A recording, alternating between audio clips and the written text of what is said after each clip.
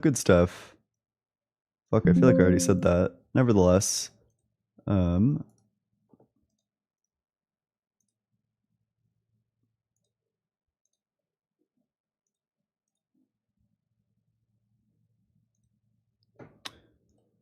boop, boop, boop, boop. Yep. Hey, if you disagree with that topic, if you think that God is real, feel free to request to join. You got to be 18 or older. You got to believe in the God of the Bible, the Torah, or the Quran. I also ask that you have some sort of reason to think that God exists. I was pondering today, and one of the things that I was pondering about is I've been further thinking about whether or not time could have a beginning. So here's like an argument that I've come up with to think that time isn't real, or sorry, fuck, that's not the one, that time didn't have a beginning. Is okay, so if time has a beginning, then there's going to be like a change from a state without time to a state with time. But changes are things that happen, which means that changes are events, because that's just the definition of an event, is like a thing that happens. So any change that occurs, like time coming into existence, would need to itself be an event, and events are in time, which means that there would need to be time before time in order for time to come into existence. So it couldn't have done that. It must have always existed.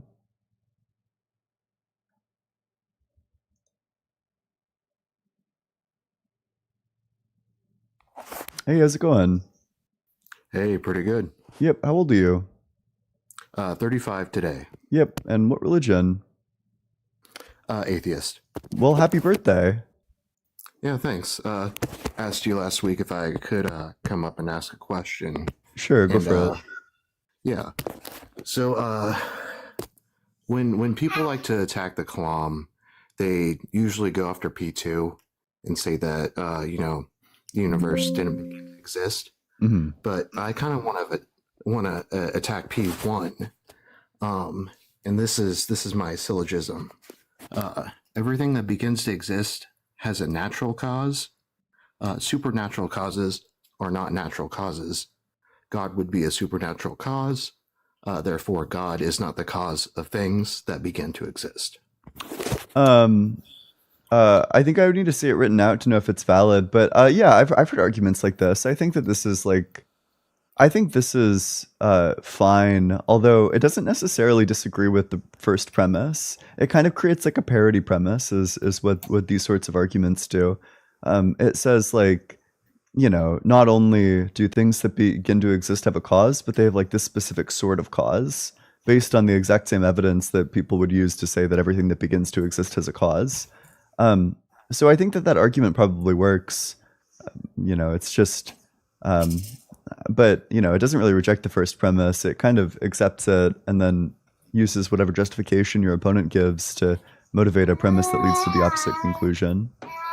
Yeah, I think my issue mainly with the first premise of the Kalam is that it's underdefined, and so by adding natural cause as opposed to just like any sort of cause is like the main crux of my argument. Yeah, sure. I think it has potential.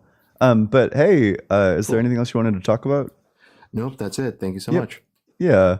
If you want like a good paper that's similar to that, you should read into Felipe Leon's paper about material causation. It's an argument against creation ex nihilo. Basically, it argues like along the same sort of line of thought. But hey, if you're in that guest request box, if you want to debate whether or not God exists, make sure that you're 18 or older. Make sure that you believe in the God of the Bible, the Torah, or the Quran. I also ask that you have some sort of reason to think that God exists, be that, perhaps like an evidence or an argument. But again, like, big happy birthday. Yeah, big happy birthday to Arpy. And with that, we'll go to the very next guest.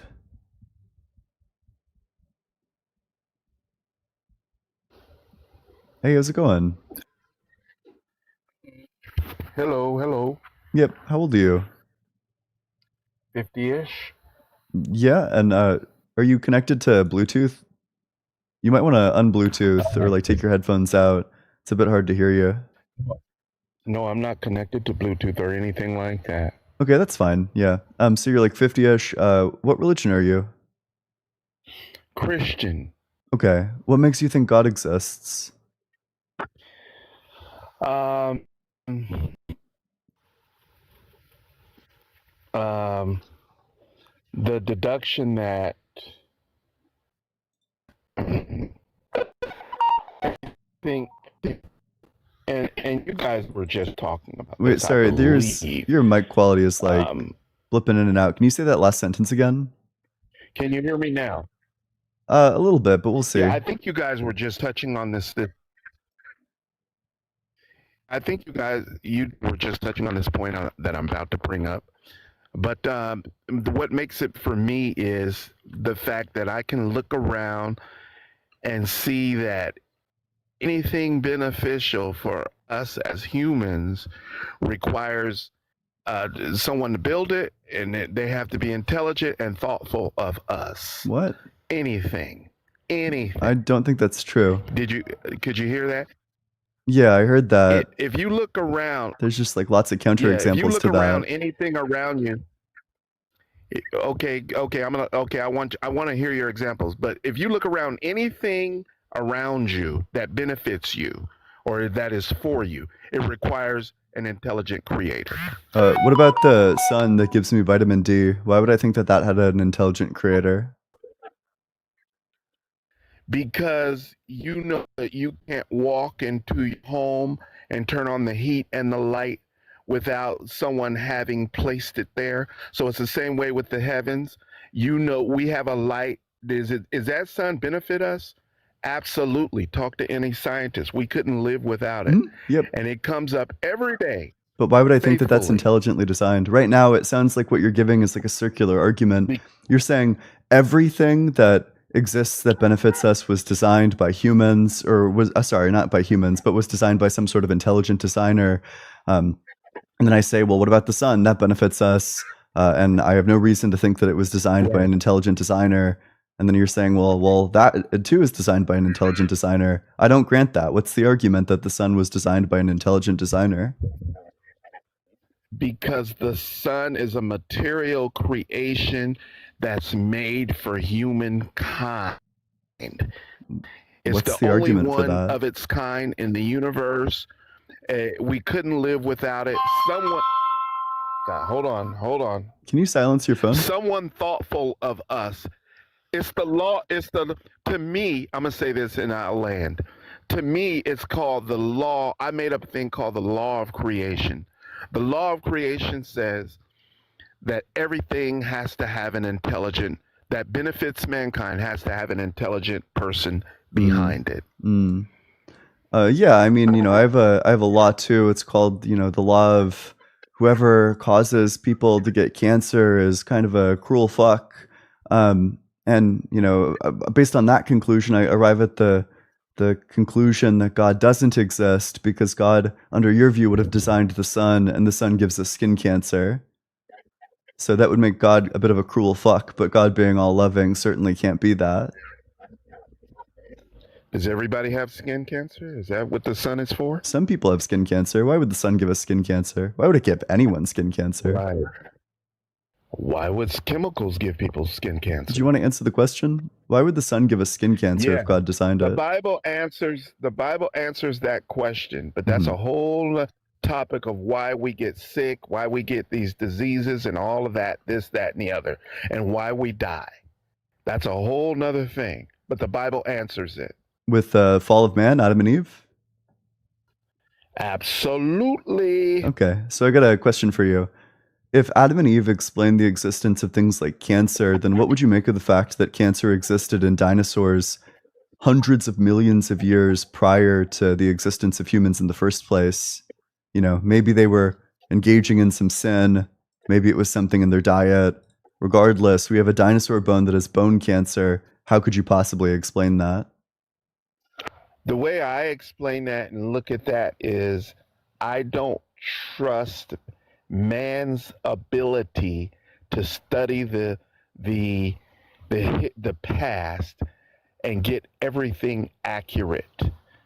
And so any knowledge raised up against the knowledge of what God has already stated, I'm suspect. I'm suspect. Simple denial. Sure, I see.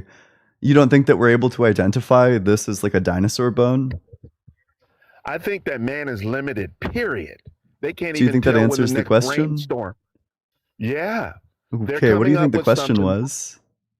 Someone, it was, how did the dinosaur bone get No. cancer? Sorry, that was a couple questions ago. How The did the question I just dinosaur asked get? you is, do you think we're capable of identifying this dinosaur bone as a dinosaur bone?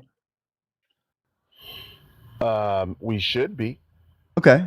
Do you think that we're capable of identifying what's on it as like bone cancer based on the way that it's Uh, like grown inside of it? we should be. Yes. Sure. So then we should be able to determine that the dinosaurs had cancer. Yes. Oh, well, how would you explain that? The way I would explain that is this: man is fallible with his findings. So I don't know if it's cancer or not. But even if it is cancer, You just said it I know that was. Okay. there are some anti-God scientists out there. Mm. I know I have a that. friend who's just like that. Sick fuck. hmm Yeah. Yeah, there is. You haven't heard of that? There No, are no, I have, scientists and I know them. who love Yeah. to teach evolution. That's Yeah. anti-Bible and God. I So mean, there it are doesn't need to scientists. be if you're intelligent. There are scientists out there that like to raise up knowledge that is against the Hmm. Bible. Well, I just don't know which one I'm going to believe, the book that says that you can own Right. slaves or, the scientific consensus across multiple fields. Right. Anything controversial in the Bible like that you think is saying one thing, you have to get an understanding and a knowledge about what's going on and why it's going. That's what I do about anything. Yeah, sure. I I mean, would look you at mind like helping me out with that? yeah. First of all, the slavery back then was not like the African American slavery. I'm sorry. I think you must have hallucinated something. I don't think I said the words like African American slavery. I just said slavery. Well, the certain words are used. What I'm saying to you, certain words are used that have a connotation today that didn't have the same connotation in the past. It can, such as the Hebrews being enslaved in Egypt. That was harsh slavery. The Bible identifies harsh slavery, and then you have other types of slavery. You know that, right? Yeah, the non-harsh slavery, of course. Yeah. Except Yeah, unfortunately, chattel. actually both of these things, like, okay, even if we were to take like Well, modern slavery or slavery from like the right, 1700s and right, 1800s, the underlying thing there is people owned as property. That's what makes somebody a slave, is right, when they're a person who's owned as right, property. And these right, slaves were certainly owned as property in the sir, Bible. So those were sir. slaves. Was that Sir, I good? feel Was that like, like a good law to give? sir, I feel like I'm owned as property right now. I don't. I work for a corporation, a Okay. Fortune 500 I don't corporation, know why that would and make you feel like you're property. all I do is slave, and all it gives me is enough to Hmm. put a little roof over my head, a little food in my belly, and a little bit for gas, and Hmm. basically little else. Don't you hate it And when I'm your almost manager living. comes out and starts whipping the fuck out of you? I hate that. That's Uh, my least favorite part of other than working a that, job, is when they fucking other viciously than beat that, me. The fact that whenever I try to quit the job, they send out the people to come and like fucking but round me up. but And then I get once the fuck again, beaten out of me sir. even further. Like, I hate that about my But, job. once again, sir, I don't know why you cursing so much, but once again, sir, there's different types of levels of slavery, Hmm. and I'm being beat up every day because I can't pay for certain You're things. getting beaten up every day? I do a lot of physical work, sir. Do you want me to, like, if your wife is like wailing on you, I'm happy to like help you out with that. Like, seriously, send me a DM, slide into the Discord. Like, we would be happy to Sir, find you like a place to stay to get you out of your abusive sir, situation that's leading to you getting beaten up every single day. sir, I didn't say it was harsh slavery, but it still can be called slavery. It's not freedom, sir. Sorry, are you owned as property? It's not freedom, sir. Are you owned as property? I have to do it, or else Are what you happens? owned as property? What happens if I don't do Are it? you owned as property, yes or no? Yeah, in a sense, Wait, yes. sorry. Can I see the law that says that you are property?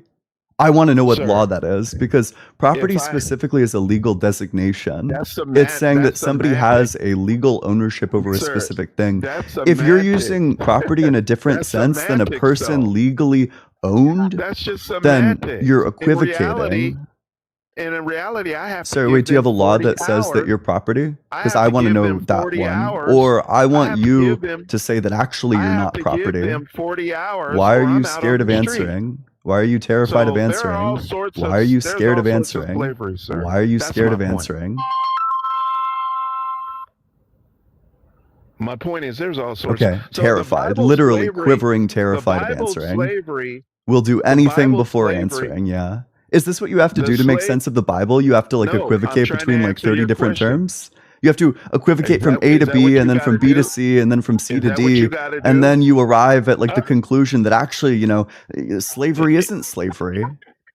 Is that what you got to do? It Continue sounds to like that's what interrupt. you're I'm just doing. You know, we just heard I'm you do trying to make that. a point, and You're you just keep equivocating. talking. You're literally admitting You point asked blank me that you're about ancient. equivocating. You asked me about the slavery in the You Bible. said that you're property. Does it say in the law that Don't you are get stuck property? on that, sir. Don't Answer get my stuck. question. Stop I dodging. see your. I see I your just stuck don't know why there. you're dodging the question. Your mind won't let you You're move. short circuiting. You Answer didn't the get it. question. You Stop didn't get it. dodging. You didn't get. Are get the you comparison. property So let's according move. to the You didn't law? get the Yes or comparison. no? So let's Yes move or on. no? You know God Yes or darn no? well Yes or I'm no? not literal property. Okay, cool. So Then you're why not a you keep literal saying that? slave. You know what I'm talking Are you a about in literal slave symbolism. or are you a You metaphorical don't slave? Because I understand that think I'm the in slaves in the symbolism. Bible, I don't think In the slaves in the Bible were symbolism. metaphorical slaves. I'm pretty sure they were literal slaves. So if you're Yeah, saying but I'm the a slave slavery right now was and you say not that in a harsh metaphorical slavery, sense, sir. then that just equivocates on the topic of Sir, conversation. the slavery was not harsh slavery. Why can't you They understand were that? literally beaten with rods. It says in Exodus And then 21, 20 through 21 that you can beat your and slaves with a then rod. certain words that we use today apply to certain things. It Was wasn't that good? applied to that extent. Was that good to beat your slaves with a rod? Oh, certain slaves just got beyond themselves.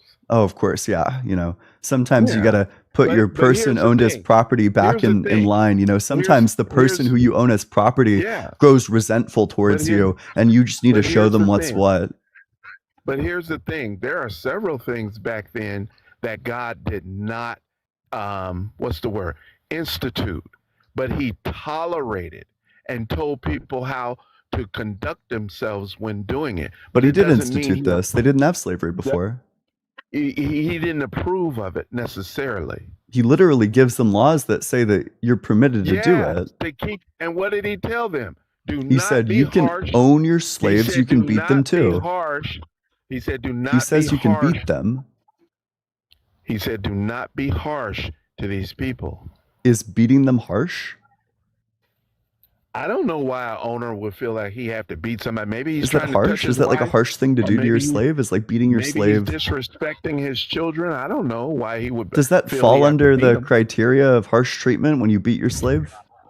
You gotta get an understanding. You gotta give answers, bud. It's not like you think it is today. I'm just trying to get clear on this. Is that an example of harsh slavery? Beating your slave with a rod, is that harsh No, slavery? they didn't go around beating their slaves every day. I'm sir, asking you, if you beat your slave with a rod, is that harsh slavery? because the scripture said, "Be sure to Okay, treat no these answer, it with fairness seems. and justice." Incapable of answering. They were treated with fairness Is and that justice. harsh sir. slavery? Beating your slave with a rod.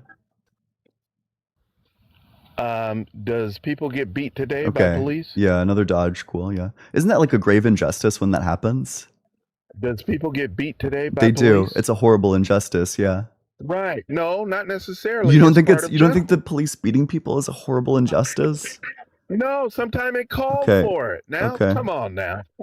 Yeah, what's the example The that you person have is of like acting a wild, person, like the swinging their police arms, like fucking and the wailing on police someone, tell and them- you're like, the yeah, police tell them yeah, to be fuck yeah, still, let's go that they're cops, under arrest. let's go cops, let's go, Yeah, what do you let's think they give go them sticks cops, for? let's go. Can I just get like an example of that? Why do you think they give them mace? I want to know what the Why do example you think is where they you have- think that why it's you like think they- totally fine for the cops Why to do just you be like think they fucking have wailing on pew-pews? somebody.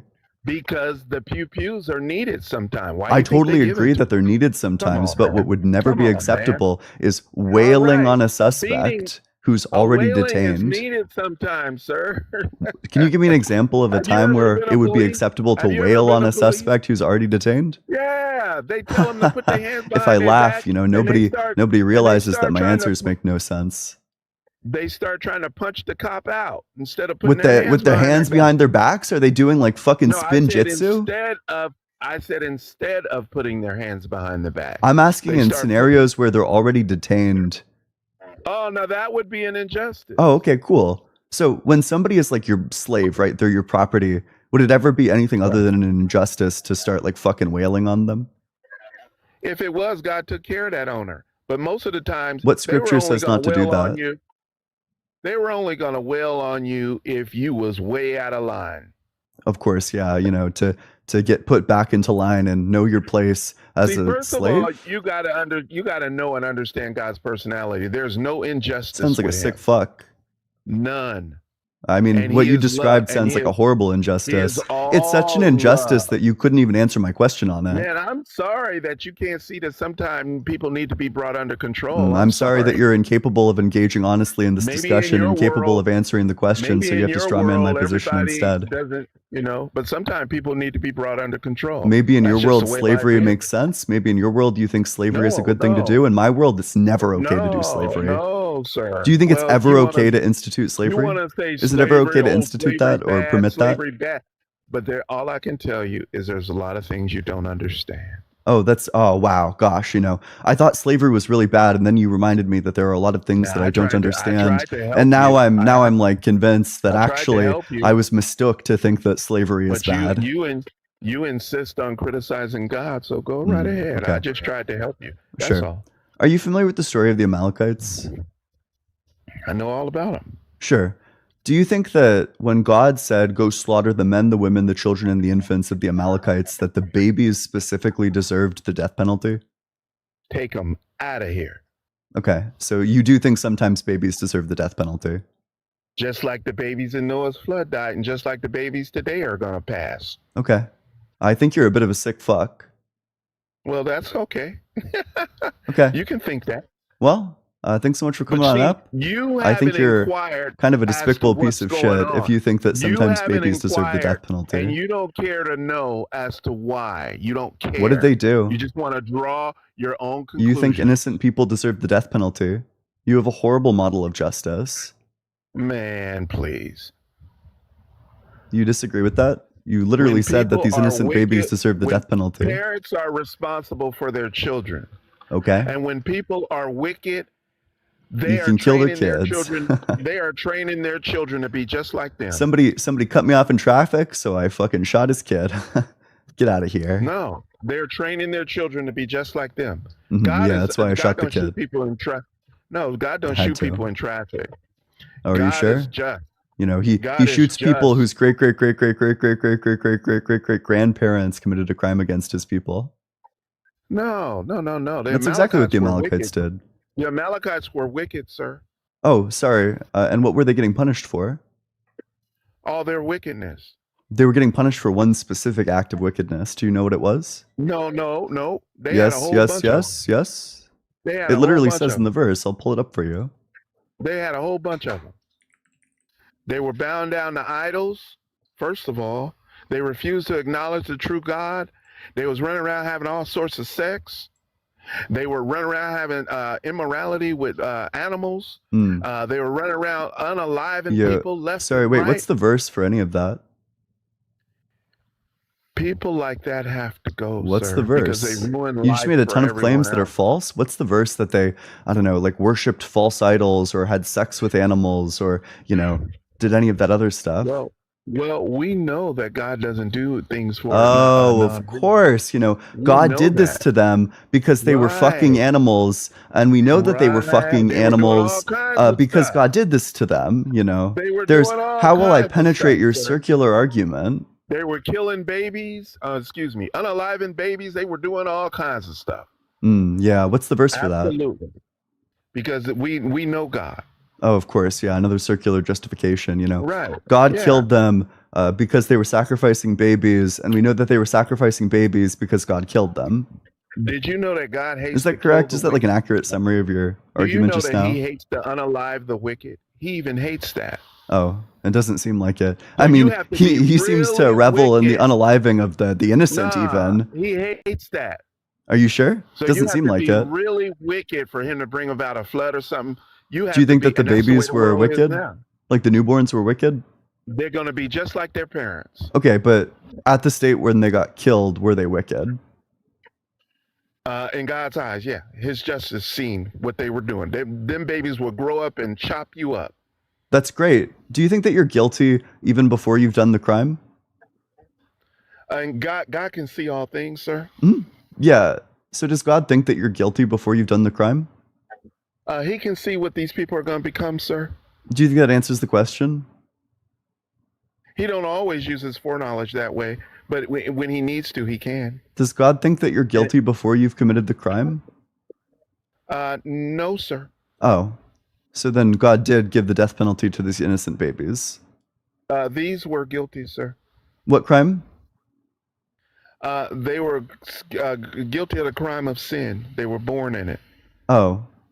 Well, weren't the Israelites too? Yeah, but they So made would it some have been changes. just for God to go and kill the Israelite babies too? They made some changes, and they said that they would serve God. But everybody's born in sin, I thought. They are, but if you decide Sure. to serve God, He So then everybody covers over that deserves sin. the death penalty. They had sacrifices for Do their you think sin. everybody deserves the death penalty? Yes, on Oh. birth. I think that's quite the At crazy birth. position that you think we should be giving At the death birth. penalty to everyone. I think At that's like birth. quite the bold stance. You know, it's like real anti-natalist of You- you or something. You on your way out of here as soon as you enter. Yeah, I You only guess. got 80 Yeah, years. you know, it's You got 80 years. You on your way out of here. listen, man. I mean, if you think that every single person without exception deserves the death penalty, I guess I just find that to be a bit of an unintuitive position. Yeah, they do, because we're born in sin. We're Adam and Eve's Okay. children. I guess I just disagree with the notion that like you If I- deserve the if I death put a penalty. mark- if You know, put a I don't think mark on that a you deserve paper- the death penalty. Maybe you're I- feeling like suicidal. listen. I personally don't Listen. think that you deserve the death penalty though. If I put a mark on a paper and then put that paper in the copy machine, all the copies are going to come out with that mark. That paper, I can't write on it, so I got to throw it in the trash. Every copy going to come out the same way. Yeah. It's trash. Yeah, It's very just- and analogous it's to morally valuable agents. Hey, that's what Jesus Christ is for. We needed a savior. We Yeah. are doomed. Gosh, I wish you would save us dude. from people like you. We are doomed. It certainly seems like it, right? You know, you believe in like a death cult. You just told me No, point man. blank that you think No, every that's what our baby in parents- existence deserves the death penalty. That's what our parents left us, man. That's crazy. That's insane. If you think every It is single baby crazy. in existence 'Cause they're deserves so the hard-headed death and penalty, disobedient. I think that's insane. Yeah, their children die. Yes, their children unalive. All Yeah, and you Adam think Eve's it's all children deserved, right? You unalive. think that each and every Whether time that they that happens, unalive it's at deserved. or whether they unalive at 90, they still unalive, sir. Is there a difference between those two things? Yes. Time. Oh, which one would you prefer if you had to choose? Obviously, I would love to enjoy a little bit of life. Life is so beautiful. Would that be like just for you to enjoy life? Would it be just? Yeah. The only one that says what's just is him upstairs. Okay, sure. And course. if he allow us to enjoy this planet, this stuff, like he's allowing all of us now, that's undeserved kindness on his part. Yeah. Well, you know, I think I'm done throwing up in my mouth, so it's time to move on to the next guest, I suppose. If you're in that guest request box, make sure that you're 18 or older. Make sure that you believe in the God of the Bible, the Torah, or the Quran. This can't be happening again.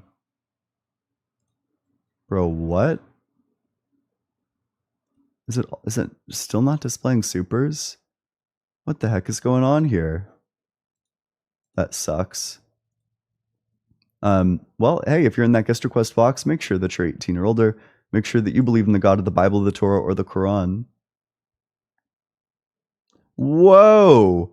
Sonos Percussion, thanks so much for the 50 gifted memberships. That's literally crazy. Sonos, thank you so much. I appreciate the fuck out of that. Let's get a big W for Sonos Percussion. That's impeccable. That's flawless. Thank you so much. Big W. Support from people like you allows the stream to continue onwards.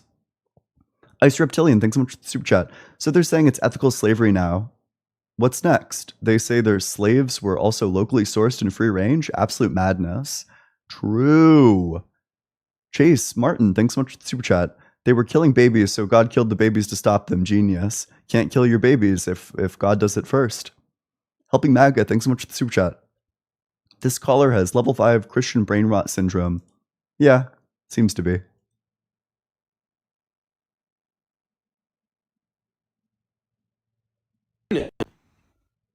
Hello? Hey, my girlfriend's right next to me, so this is her account, so don't think it's weird. Sure. Yeah, how old are you? I'm 25. And what religion? I'm a Christian. Okay, what makes you think God exists?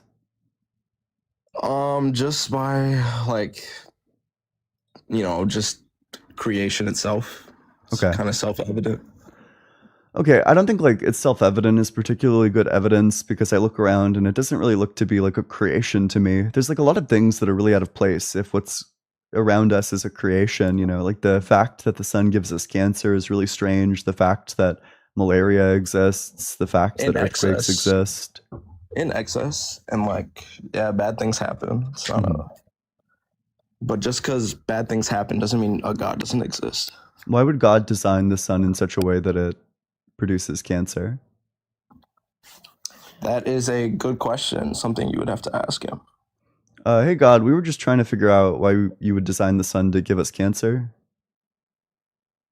In excess, like it gives people cancer in excess, I think.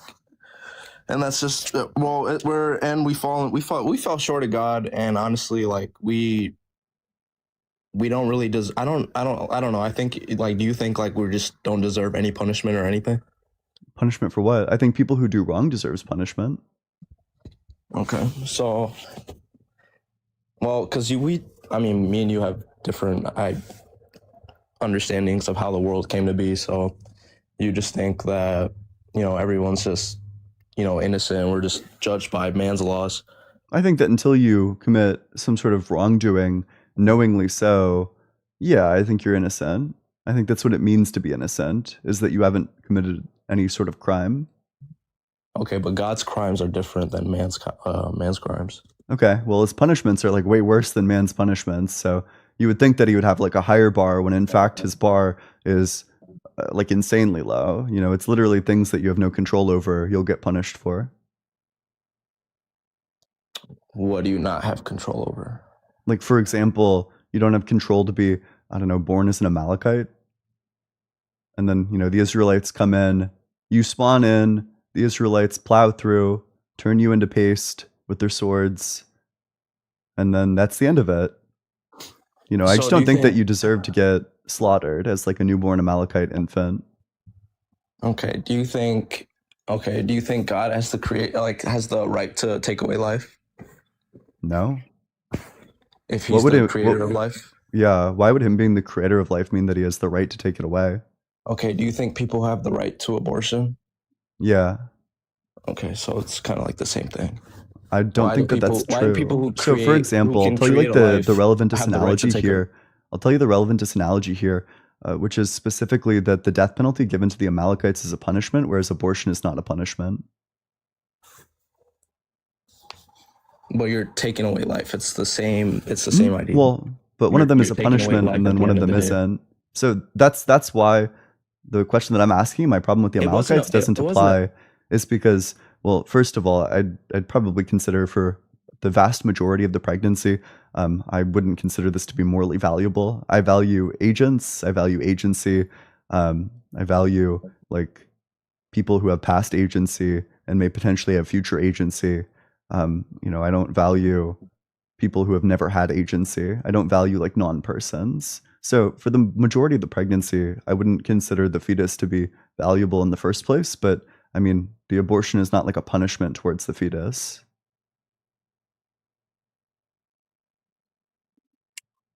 Well, I think you're sinning against God either way. This is like why we have this confusion.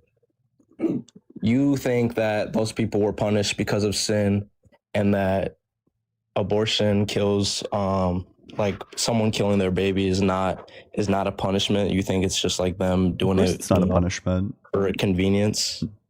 Ooh, sorry. It's because they have the right to determine what happens with their body in this circumstance. Okay, but I'm just so confused how you just didn't understand like what I was saying. But Well, I'm giving you like the relevant it's disanalogy. not. You know, I know the gotcha was supposed to work, which is why I think you're a little bit confused why it like fizzled out. But I've answered it. I gave you the relevant disanalogy between the Amalekite slaughter that makes me not okay with that, and I mean, abortions, which makes me fine both with that. situations are The tragedies. reason why abortion. Wait, you think the Amalekite slaughter was a tragedy? Yeah, I think Was and God wrong people. to do it? Well, no, Was it just morally 'cause perfect to slaughter and the I bet it. Amalekites? Yeah, I think he did it for a Oh, reason. wait, then why would that be a tragedy if it was like literally the morally perfect thing to do, couldn't possibly do a better Well, thing? because he has the right to do it. We Okay, don't. sure, The yeah. difference is he has the right. We don't have the right. Sure. So if God So came you down, think it's if right. God You was like think the it's right for abortion a human doctor, being would to that be take away chill? life, but the creator of life is not right to take away life. Sorry, wait. And I Would it be literally gave you fine? the exact same example as we create as Mhm. us Yeah, and I creating gave you a like the life, disanalogy to it. but yours doesn't make any sense. Can you summarize back to me what the disanalogy is and the way in which you You responded said to that it? those people. You said you're comparing the Amalekites to abortion because Oh, the fuck, you didn't Amalekite. even listen. Oh, man. You can't tell me. I've told you it like 3 separate times what the disanalogy between the abortion and the You Amalekite slaughter said is. one's a punishment and one isn't. Yeah, and what was your response to that?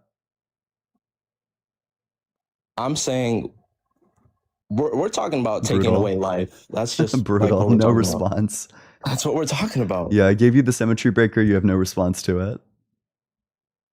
That doesn't really break. It doesn't. How does it break the symmetry? Yeah, because I don't. the way we evaluate the justice of something that's a punishment is different from how we evaluate the justice of something that isn't a punishment. So the question of whether or not a punishment is just hinges entirely on whether or not the subject who received it deserved it. Did the Amalekite infants deserve the death penalty? But I don't think you're. Who are you to judge? Like, Did they deserve it? Yes or what no? God does. That's my thing. Like, I don't know. Did they deserve it? Did they not deserve If it? it was His plan. So who are like? In Did my they belief, deserve it? in my understanding, He's the creator, Did and they He deserve has it? the right. He created life. He has Did the they right to take it deserve away. it? Did the But you Amalekite think infants that deserve it? okay. Okay. It's a yes or no question, Rotato Chip. Yeah. Okay, they According did deserve to- the death penalty. So you think It was sometimes it was his plan. you It do was- think he- sometimes he like has the right to do babies so. deserve the death penalty. If God allows it. Okay, sure.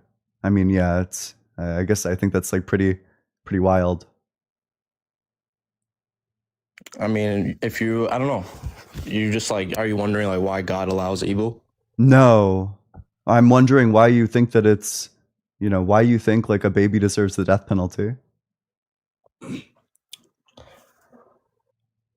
I think I have no right to judge what God does when he takes away life. You don't think that there's like any set of words that the Bible could say where you'd think that it is going too far?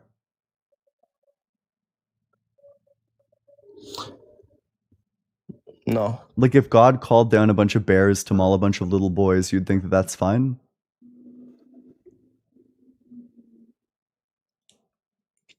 If it was a part of his plan, but that's not a part of his plan, and I think that's pretty ridiculous, but Okay. So I'll have you turn to 2 Kings 2:23 where he calls down a bunch of bears to maul a bunch of little boys. This is 2 Kings 2:23 through 24.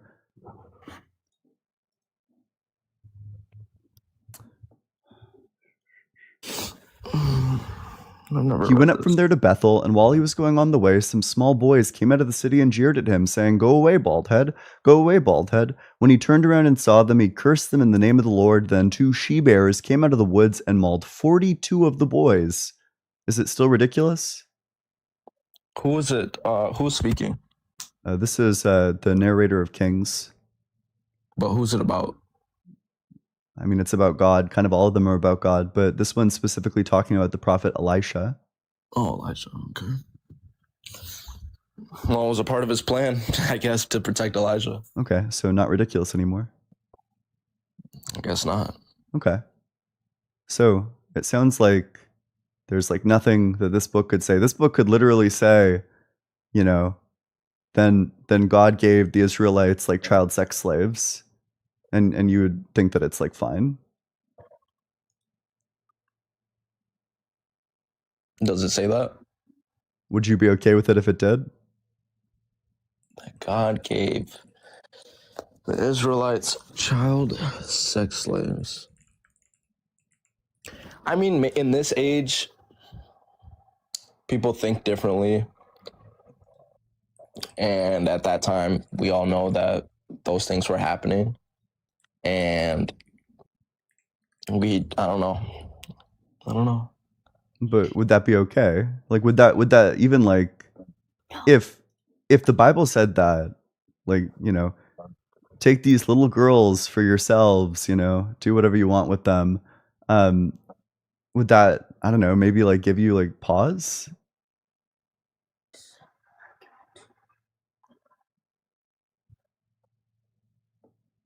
You said what? Huh? No, you're good. No. Because in Okay. that time, those things were happening. Okay. And we just live in a different time where Okay. we don't accept it. Well, I find that like deeply unintuitive. Is there anything else you wanted to talk about? So what do you like? How do you think the world came to be? I think that the world always existed, like the universe. So the universe was just, so you don't think creation ever happened? No, nor do I think it could, right? If God created time, for example, there would be, you know, a time without time, and then time would have a beginning, but beginnings are within time. So you'd have like time within time, which is an impossibility. So time can't have a beginning. Must have always existed.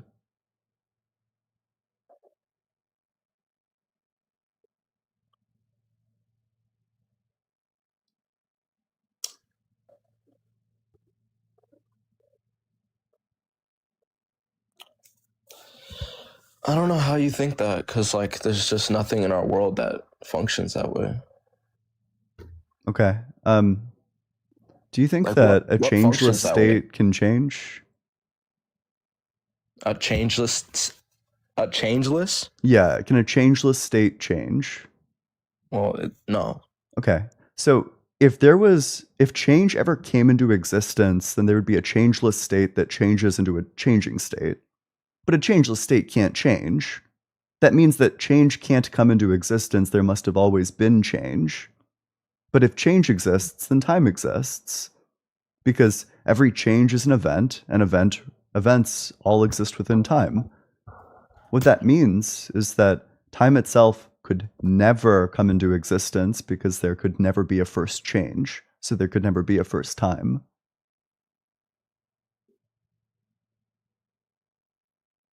Okay, so based on the fact that, I don't know, you were kind of losing me, but because you said change so many times, but because time doesn't change, time exists.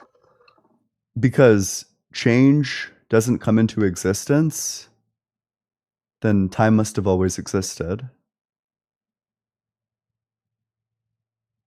Okay, what do you mean? I'll try to help you out here. Okay. So change must have always existed. There can't be a first change. If, you know, change ever didn't exist, then there would be a changeless state that changes into like a changing state. But, you know, that's a contradiction. So change must have always existed. And if change exists, then time exists. So time must have always existed. If change exists, then Maybe I time. could write it out for you. Then time. I've never heard anyone try to use change to prove time. Change always existed. If change exists, then time exists. Therefore, time always existed. If time always existed, then God never created it. If God exists, then he created time. Therefore, God does not exist.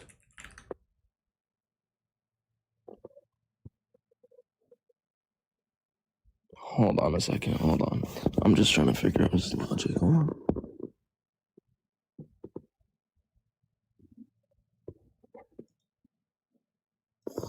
Give me like 30 seconds. Yeah, go for it.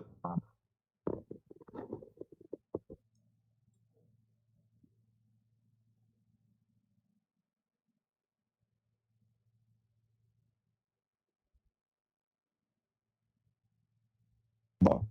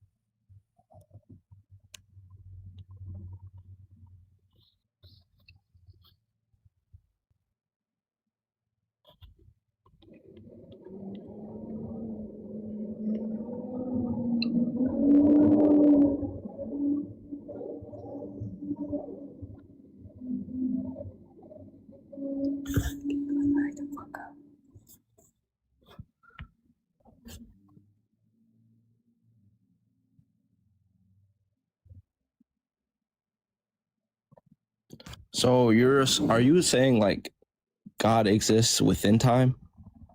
No, I'm saying God doesn't exist because if he did, he would be the creator of time, but time can't be created. So there's a contradiction in God's existence.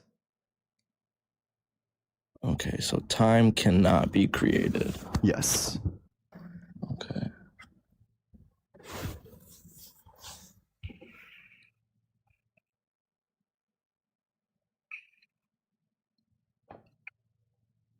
But creation, I don't know how that makes any sense. If Like, time can't be created, then God can't create it.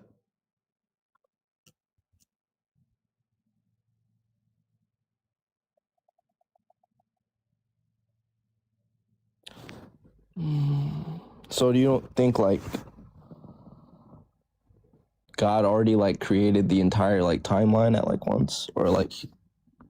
No, I don't think he can do that because time can't be created. That would be a change.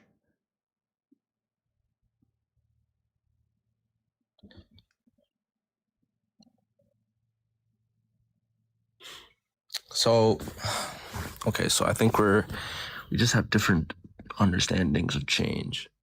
So like if I built a table, that's like considered a change. Yeah, like if you put it together, yeah.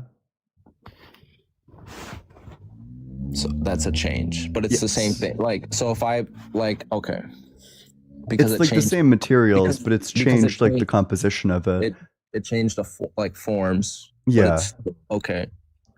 Specifically, a change is just whenever a thing has incompatible properties, like contradictory properties at different states. So, the table can't both be assembled and not assembled. So if it goes from not assembled to assembled, then there's a change there. It's the same materials, but the composition of it has changed.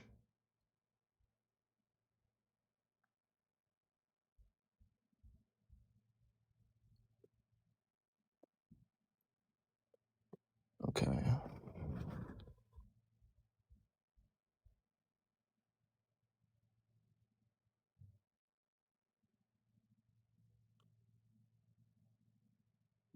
So you're assuming all change must have it happens within time. Yeah, all change happens. Change is the thing that happens. So you're assuming like time already existed, therefore time cannot be created. It's not really an assumption. So you're saying time already existed to prove time? No, I'm saying time must have always existed to disprove the possibility of God creating it.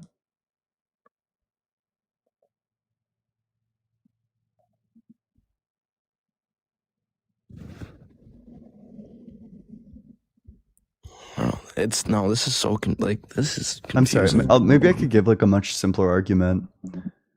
Do you think God knows what time it is? If you wanted to. Okay, so then God's knowledge is constantly changing.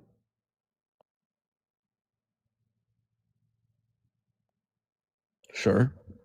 Okay, so God is constantly changing.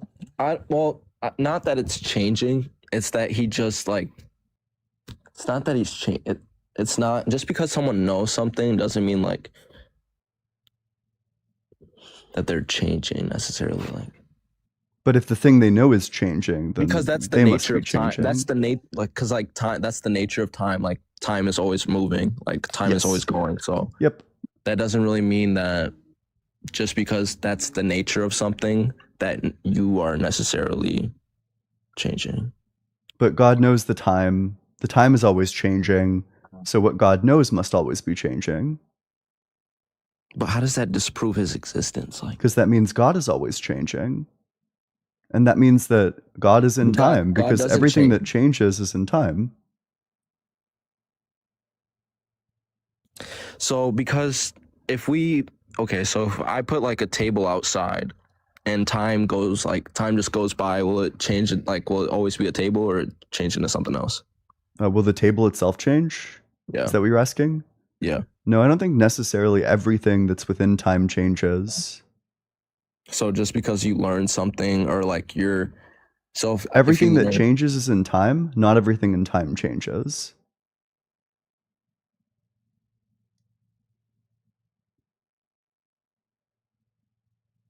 Okay, this.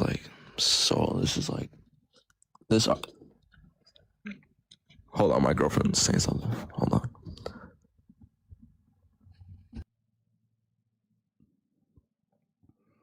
Hey God, if you exist, please let this guy have been wearing headphones for the entire conversation. Thank you.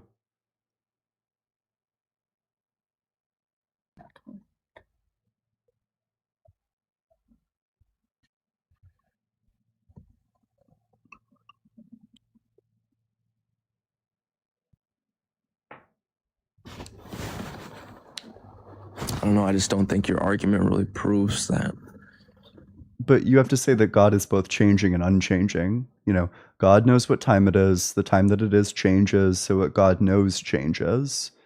If what God knows changes, then God changes. He goes from knowing one thing at one time to knowing a different thing at a different time.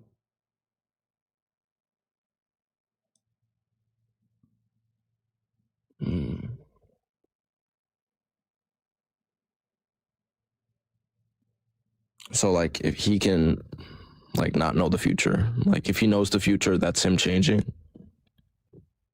Not necessarily. What the change is when he goes from knowing right now it's 10 o'clock to right now it's 11 o'clock, which means that it's no longer 10 o'clock. So he would go from knowing that it's 10 o'clock to not knowing that it's 10 o'clock, which is a change. You can't both know that it's 10 o'clock and not know that it's 10 o'clock. Okay, so does the nature of time change? I don't think so. Because time is going by. The nature of time doesn't change, no. So wouldn't that mean it's changing? Because no. No.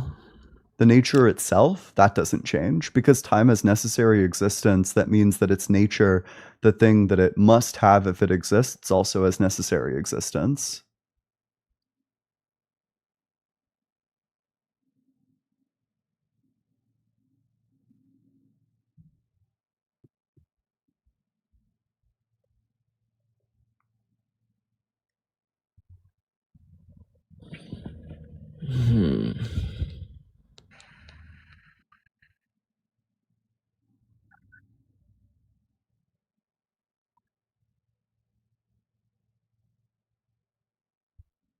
So you.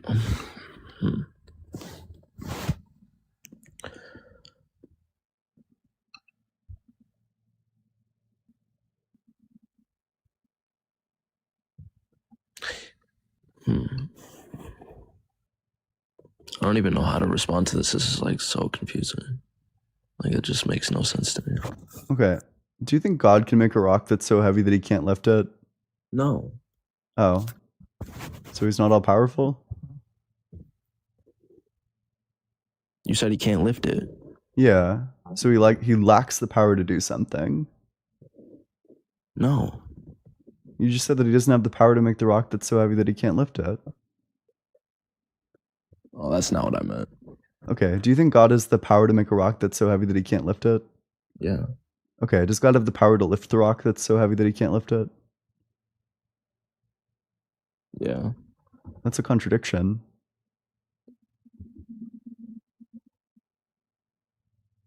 Stop distracting me, bro. Yes, you are. No, don't. Oh no. Okay, you said does God have the power to make a rock that he's too big that is too big for him to lift That's up? so heavy that he can't lift. Surely blaming the girlfriend is not gonna. No, I don't think that's I don't think that's possible. You don't think it's possible for God to make a No. rock that's so heavy that he can't lift it? No. Okay, so then he lacks the power to do that. No, I'm saying what? He doesn't have the power to make a rock with those properties. Bro, you know exactly what I'm saying, but you're just playing with words. All I'm saying is that God has the power to do whatever he wants to do. If he wants to make but you're saying he can't lift up a big stone because it's too big? Well, I'm just If he asking, didn't- like, does God have the power to make a rock that has the property that God can't lift it? And then does he have the power to lift the rock that has the property of God not being able to lift it?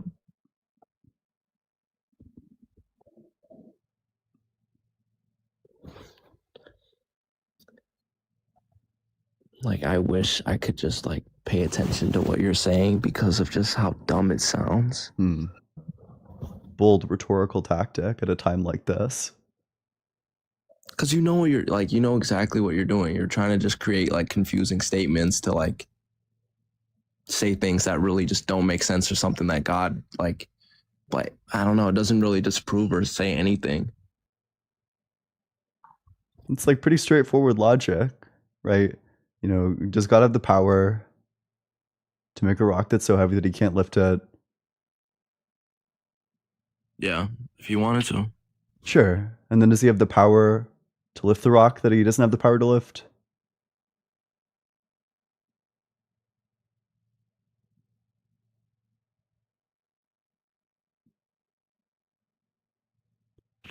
Oh boy. You know what I mean, dude. You know exactly what I mean. I'm just wondering, like, does he have the power to do that? You know exactly what I mean. And I know you do. I'm a bit confused, right? Because I do know what you mean when you say, yes, God has the power to do that. And I'm like, you know, it sounds good. Okay, God has the power to make the rock that's so heavy that he doesn't have the power to lift it. Okay, let's say he made one of those. Would he then have the power to lift that rock that he doesn't have the power to lift? Well, if you made it so big that he couldn't pick it up, then no, he wouldn't be able to pick it up. Well, it sounds like he's not all powerful then. If he decided to change his nature in that way, then yes. In your situation, this is not even about his actual nature, but you're just in this situation, yes. Okay, so he would have the power to lift the rock or wouldn't? He wouldn't in this situation. Okay, so you would say that he's not all powerful. I mean, if you want to get philosophical about like what does all powerful really mean? Like you just have all the powers. Like there's Just no all the power. powers. There's Just all the nothing that powers. can be described as a power that God doesn't have. So but that could get really subjective. Like that doesn't really mean any, like, I think you know where this is gonna go, but then we're just gonna get into the matter. We're like getting in the matter of opinions.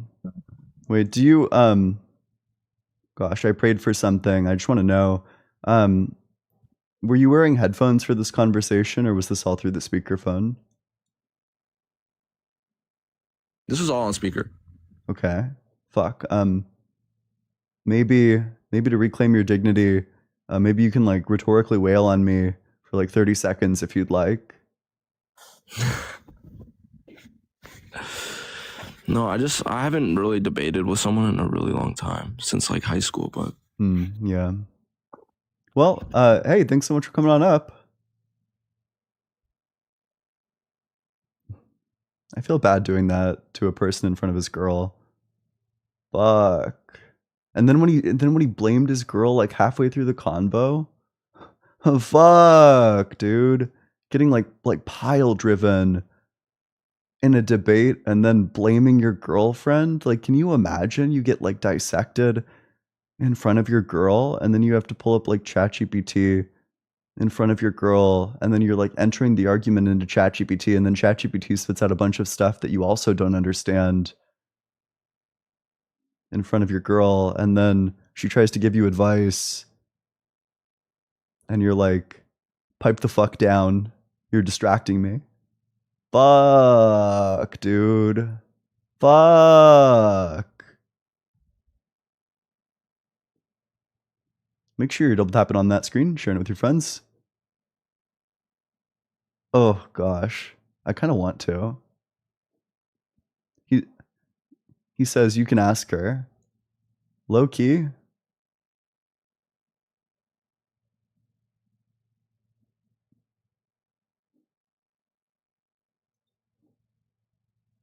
I mean, if she wants to, that would be. We could do like the post-girlfriend interview. Yo, Ivy, we wanna get your. We're reaching out for feedback, Ivy. The post-mortem. Brutal. Yeah. All right, make sure you're double tapping on that screen, sharing it with your friends, doing all that good stuff. If you're in that guest request box, make sure that you're 18 or older. Make sure that you believe in the God of the Bible, the Torah, or the Quran.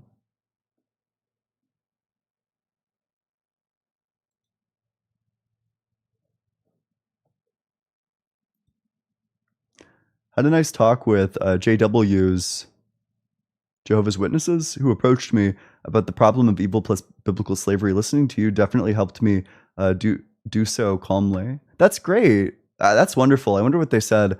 If you play your cards right, the thing that they're going to say about slavery at the end of it is, well, I don't know. That's the one and only option that people have for biblical atrocities if you do the argument correctly. You know, the Amalekite slaughter, I don't know. I'm not sure. I mean, I guess they could bite the bullet and say, yeah, it was great. It was really good. Fucking love genocide. I love genocide. But, you know.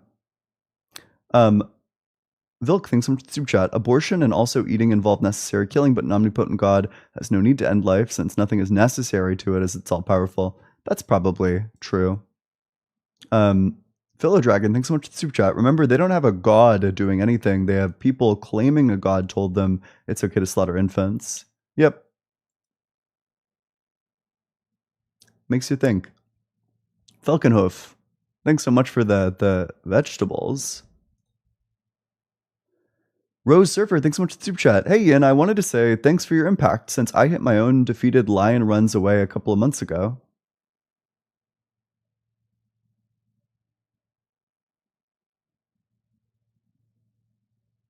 Defeated lion runs away? I don't think I get it.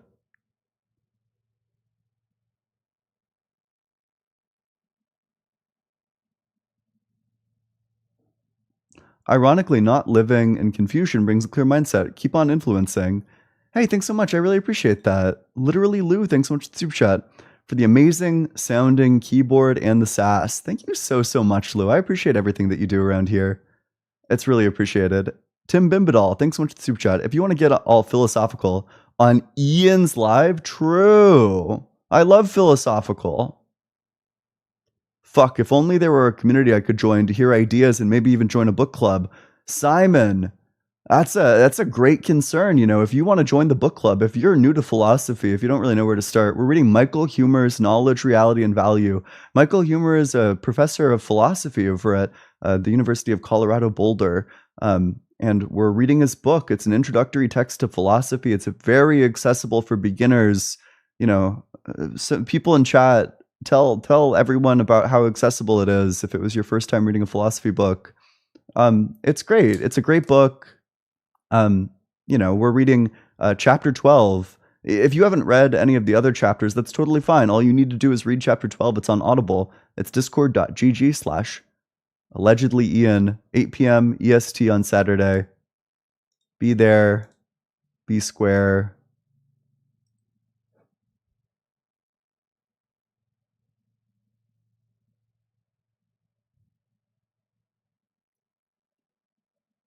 Beware.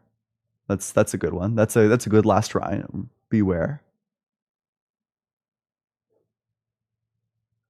Okay. With that, we'll go to the very next guest.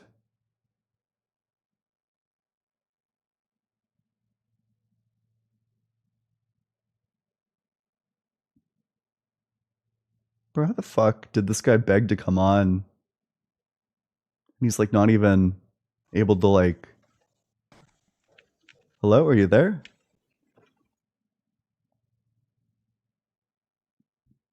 Ten geeked? If you're off. Yo, can you hear me? Yeah, how old are you? I'm 23. Yep, and what religion? If I'm being honest, like I'm not very religious. Like I know that maybe like it might sound like confusing or anything, but like I just really believe in God, if that like makes any sense. Like I don't really believe in religion because there's like multiple religions and like every religion has different things they believe in. But I will say like God is very real. I'm sitting here listening to your live and like the questions you were asking the last guest. It's one of the things like what I was like pointing out from what you were asking him is if God, and I might need you to repeat it again because I may not fully, I don't want to say something that like you didn't say. Oop, hello? You cut out. 10 geeked. You hear me? Yeah. Yo. Okay. Yeah. Okay. Before I even continue talking, can you repeat to me the statement that you were telling the last guest? About like God knowing what time it is, or about No, about like we'll say the big boulder or the big rock. Oh, well, I don't necessarily think that this is like a real problem. I was just trying to give him an argument that might work on his level. You know, maybe we'll see if you have the solution to it. Do you think that God has the power to make a rock that's so heavy that he doesn't have the power to lift it? Okay, so, and what I will say to that, I do believe that. So, in like, because like from my perspective, I believe God is like the creator, you know? So it's like, if God wanted to create something that he could not lift his own self, then it, like, from my perspective and what I believe is, like, like he just created that. Like he created an object or an item, whether it be a boulder or a rock, that he himself cannot create. Why? Because he is the creator. You know what I'm saying? So it's like, so he can create a rock that he can't create? Well, so like not necessarily that he can't create, because that's what I'm saying. You didn't say, can he create a rock? No, sorry, yeah, that's what you just said back to me. Sure. So let's say God decides to make the rock that's so heavy that he can't lift it. Does God have the power to lift that rock? Well, and so I will say no, because God himself created a rock himself cannot lift. Sure. So you would say that he's not all powerful. But that's what I'm saying. You can't say he's not all powerful if he has the power to create something that he can himself not lift. But does he have the power to lift it? But that if he gives and it's not even necessarily if he gives himself the power, but it's more or less he has the power to create something. Like, so what I will say to this is like, it's one of them things where it's like, one, I don't even like really understand that statement like I do, because God has control over everything. He doesn't have control because like on earth, he gives everybody free will. Like, I'm not trying to get off topic of the question or the statement that you told me, but it is one of them things where it's like, God is the almighty creator. Someone could look at God as anything, you know. That's why there's different religions. That's why there's Allah. That's why there's Buddha and things like this, So, you know. sorry, I just want to make sure that we're on track. So, okay, he has the power to make the rock that's so heavy that he can't lift it, and then he does or doesn't have the power to lift it. But that's what I'm saying. Like, to me, like, I'm just trying to really understand like your point of that statement, because it's like, one, why would God create a rock he couldn't lift? Like, that just doesn't make any sense I'm to me. asking if he did choose to create it for whatever reason, would he then have the power to lift it, or would he lack the power to lift it? So from my perspective, I believe he could like, that's what I'm saying. To me, like, I don't know, like, I don't want to make this like an argument or anything. Again, Mhm. I simply wanted to come up here because I'm trying to understand what what your meaning behind that statement is. Like you said, it's like, if he has the almighty power to create something that he can't lift, then does he have the power to lift it? So from my perspective is like, okay, why would he even do that? You know what I'm Yeah, saying? that's a great question, you know, but God is like so much higher than us. God does things all the time that we don't know why he does it. So let's say that God did do it. Would he then have the power to lift it, or would he lack the power to lift it? I understand we don't know why God would or wouldn't do a thing like that, but supposing that he does that, does he have the power to lift it, or does he lack the power to lift it? Again, okay, I believe he would lack the power to lift it because Okay. that's what he created it to do. You Sure, know what I'm then he saying? lacks a power and he's not all powerful. I mean, I guess, yeah, I guess you could Okay. say that in a sense. That's Now, fine. can I ask you a question? Yeah, go for it. Okay, so like, it might be a few questions if you don't mind. Yeah, that's fine. Go for it. One, because like, you've popped on my For You page like a few times, you know, and I've sat in here and I've listened, you know, like, and that's me personally as a human being. Like, I have an open mind, you know. I don't judge anybody for what they believe in or like what they do with their decision making or their life in general. But not to get off topic, like, one, what do you do for a living, if you don't mind me asking? I do mind you asking. Next Okay, question. next question. Okay, so, okay, how old are you? I'm 25. 25. Okay, and have you always like never believed in God? Like, have you always questioned it? I mean, I started out as a believer, you know, I was a Christian, and then somebody asked me the question about the rock, and that convinced me. And to this day, it's still the strongest argument against God is the rock that's so heavy that he can't lift it. Right. Okay, so is that what made you like really not want to believe in God? It just convinced me that it was false. It's not that I didn't want to. What I wanted to do was believe true things, and that argument helped me understand that it's true. Okay, so, and then what, another question I will ask is like, so for instance, like, let's just say when you did believe in God, okay, did you also believe in the devil? Yeah. Okay, and so, like, so now from my perspective, like, I see like these lives and I see certain people do these things, you know, like, it's really just debating, you know what I'm saying? Like, I wouldn't even call it a debate. It's more or less like getting other people's opinions, you know what I'm saying? Because it's like everybody is going to believe what they want to believe. Everybody is going to have their own perspective on life, or regardless of whatever it may be, you know? But like, this isn't even really a question. It's more or less like me stating, like, because I do want to say, like, me, I'm a firm believer of God. Like, I've been through a lot of my life, just as everybody else has, you know what I'm saying? Mhm. And it's one of them things, like, I do tend to like, I wouldn't say I preach, but I do tend to tell a lot of people, you have that face like you want to say something. I just want to make sure the conversation is still going somewhere. Right, yeah, it is. Like, what I'm getting at is, like, I'm trying to So, understand. So, like, that's what I'm saying. To me, I believe it has to have been multiple things for you to just not want to believe in God anymore. Like, it's not, again, it's not that I don't want to believe in God. What it is that I don't think God is real, and I was convinced by that, of that argument. but that's what I'm saying. Was it just that question, or was Yes. it was just that question, or just Yeah. that statement that someone told you that Yes. made you When I was like question it? 13, yeah. So it's like, okay, so like, bro, like, you're 25, I'm 23. I'm sure we've all been through many things Mhm. in our life Of course. that make us question these things. You know what I'm saying? And it's one of them things where it's like, because I used to be the same way. You know what I'm saying? Again, I don't want to get off topic or anything, but I used to be the Well, same. I'm sorry. I feel like we're going in circles. So typically, gosh, how do I put this delicately? I'm more interested in evidence for God or like arguments for God, like some sort of like attempt to prove God. It doesn't need to be an attempt to prove God. You could certainly say, I think God is real because of this evidence. Do you have anything of that sort? Well, so like, and that's the thing, like, because I feel like, again, I don't, this may come off as judging. I don't want to call anybody wrong or anything, but I do believe it is kind of wrong to sit here and try to prove like you need physical evidence of something that is like surreal, which obviously, I don't you think know, I like, said physical evidence. I don't think I've well, ever claimed that. okay, like even though like not physical evidence, I'm sorry for putting words in your mouth. I apologize. That's But okay. it's one of them, I believe like not that you're looking for physical evidence, but you're looking for something to push you back, not necessarily to push you back towards God, but you want something to make you be like, oh, well, maybe he is real or something like that. Like, I You don't know, know, like, I want to believe true things. You know, if you have evidence that indicates that God's existence is a true thing, then I would love to hear it. Do you have any and evidence of so, that sort? okay, so I have a question. What do you believe God is? Like, do you believe he's a person? Like, so like, for instance, like Yeah, Christians, like a mind that correct me, created the universe, like a personal being. right? That's So the now ultimate foundation of reality.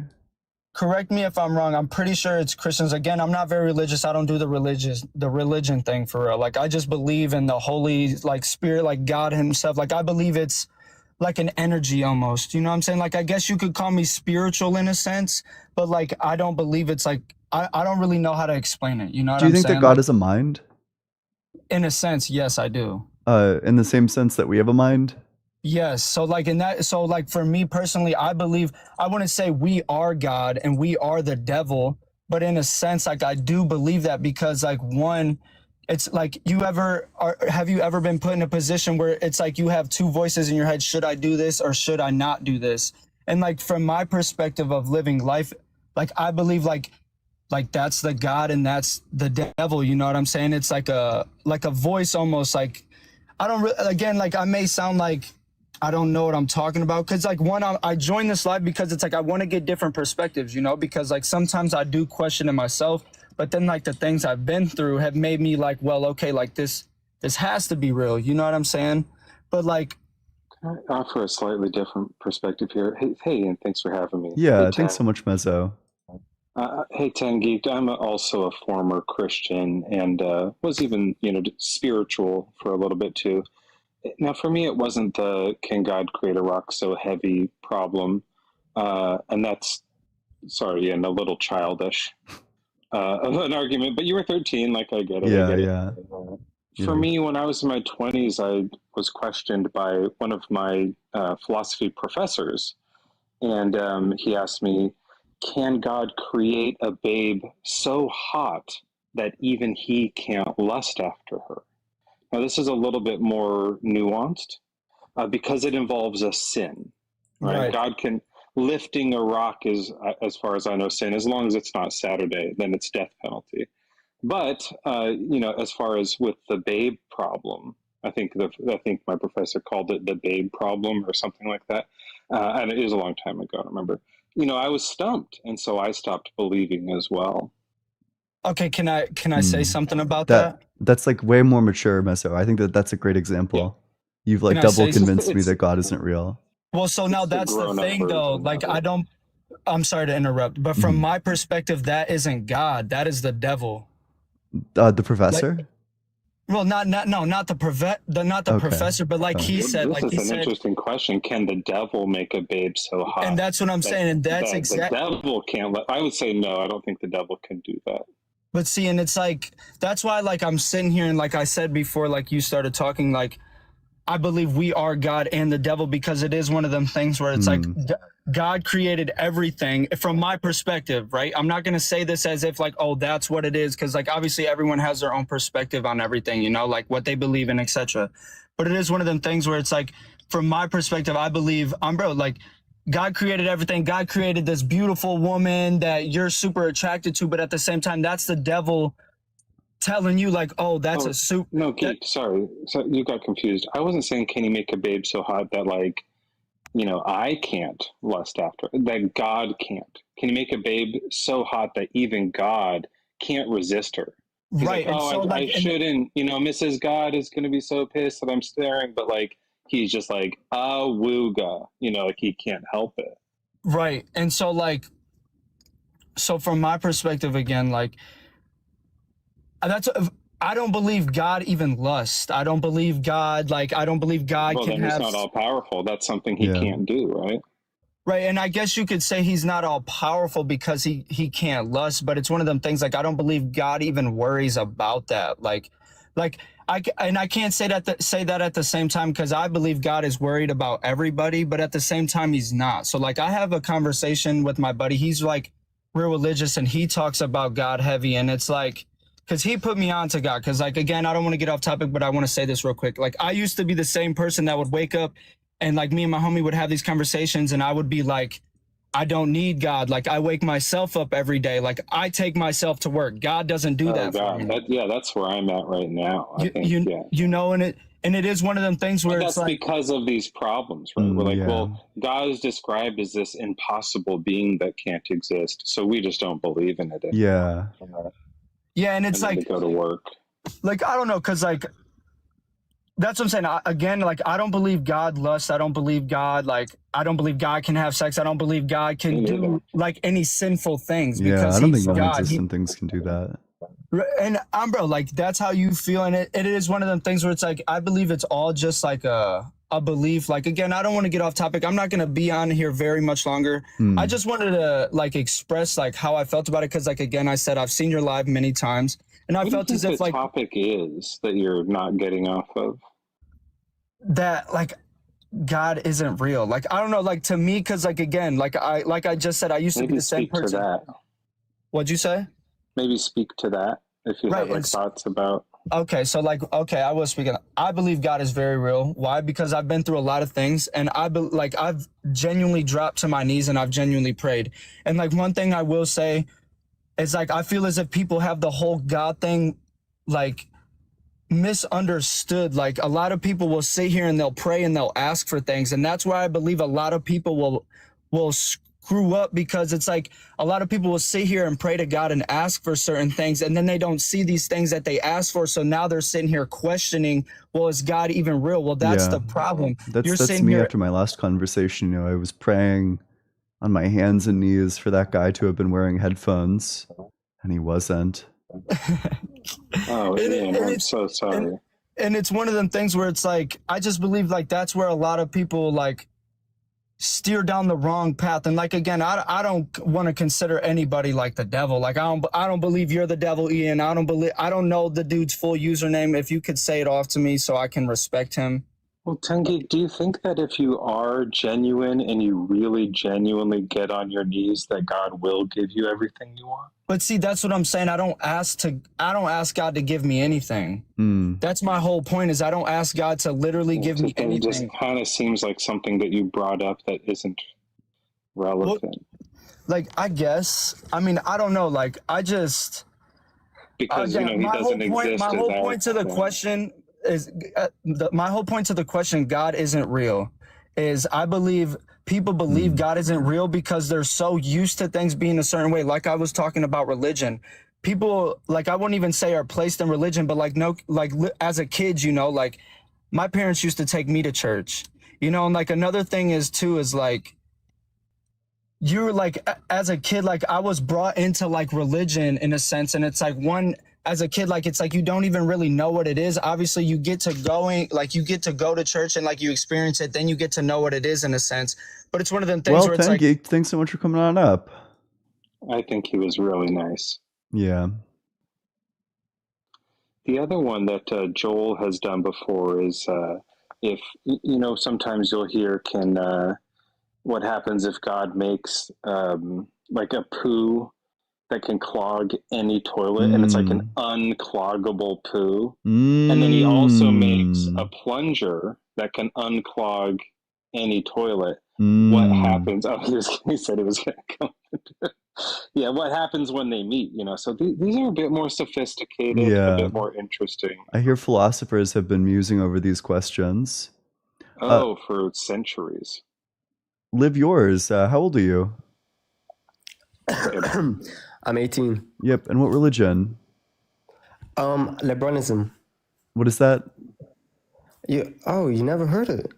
Yeah, maybe I'm like mishearing you. What is it? No, LeBronism. We Oh, believe in the king. oh, I see. Okay. Well, I The mean, I don't deny 2012 the Miami Heat. existence of LeBron James. I would just deny that he, created the world. Playing in elite level for 23 plus years is proof of a divine physical form. Yeah, I mean, And it's the a miracle of it's 2016. a compelling argument, but why do the Nuggets keep mogging the fuck out of him? He's gonna end Please up don't talk he's about gonna end that. up on the Beijing Lakers if he keeps playing like this. He's the king. Miracle of 2016, coming back from a 3-1, against a team that won 7-3 wins. I mean, that's just, for me, if you talk about a god, you think about someone who is crazy and who is good and who inspires the people. And I think LeBron James has been inspiring the black youth for a pretty long time. I would totally agree with that. I mean, like, why is God falling off? Well, God is falling off because of age. This is Yeah. not like a God we know in the Bible, someone that doesn't age. He is a human God, and this is something we haven't seen before. This is just the most beautiful thing we have ever seen, and that is this LeBron James. And how many rings does he have? 4. Oh, shit. How many rings does Jordan have? Well, you talk about Jordan in the finals. Please, bro, he made the finals 5 times. Okay. He's 5-0. Yeah. But that doesn't mean, he failed a couple of times trying to go to the final.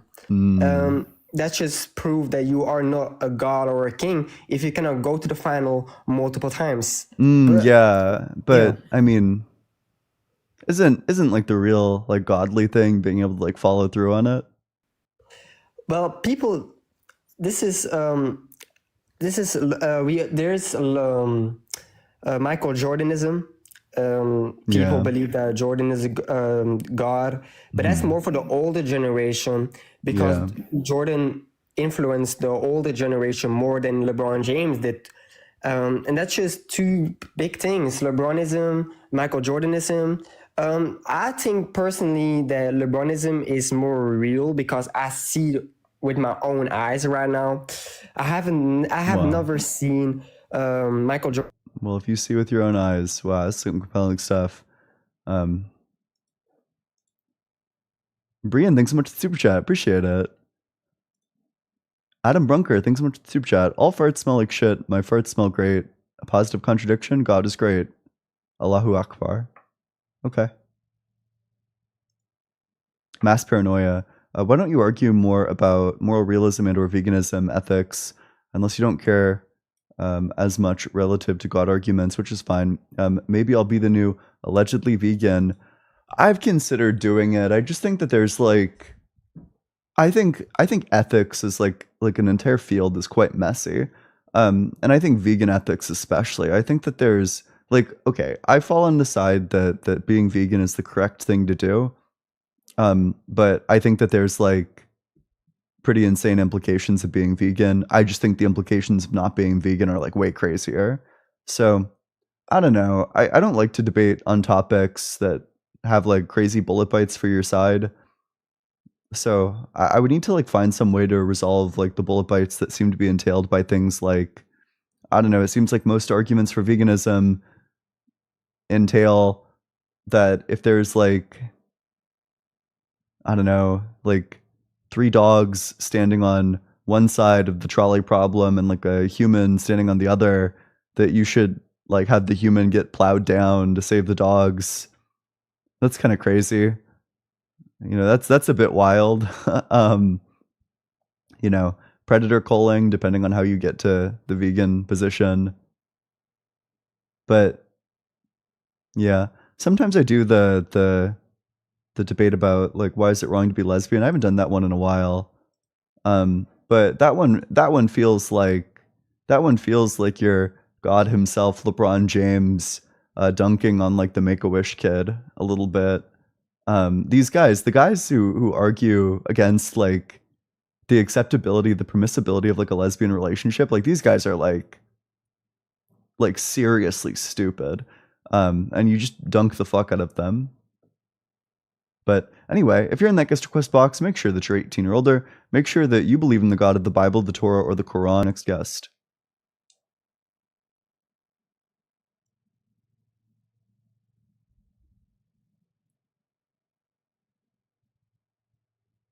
And with that, we'll go to the very next guest.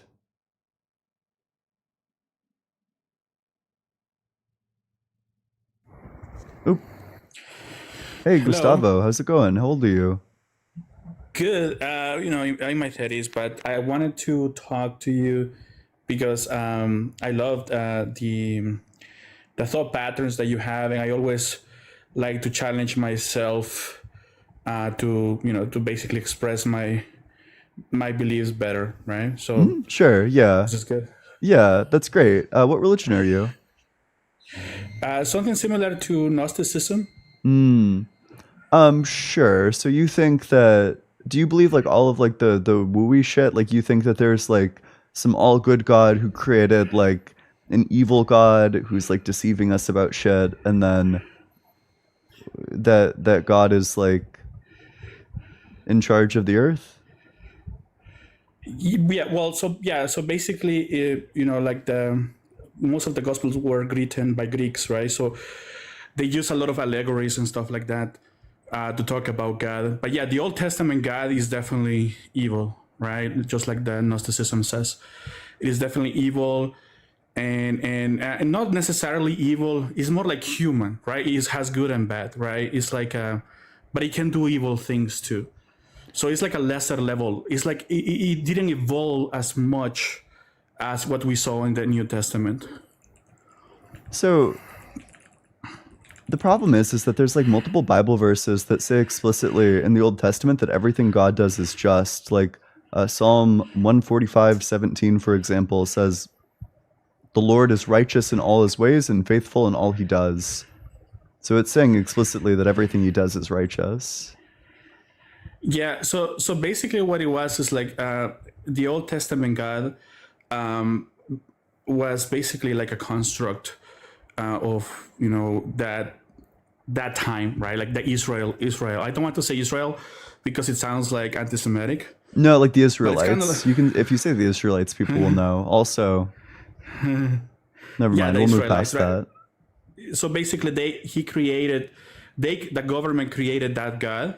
It took kind of like a government frame, right? Kind of like superstition. Like, for example, it is bad luck if you go underneath a ladder, right? So if you go underneath a ladder, it's bad luck. Why?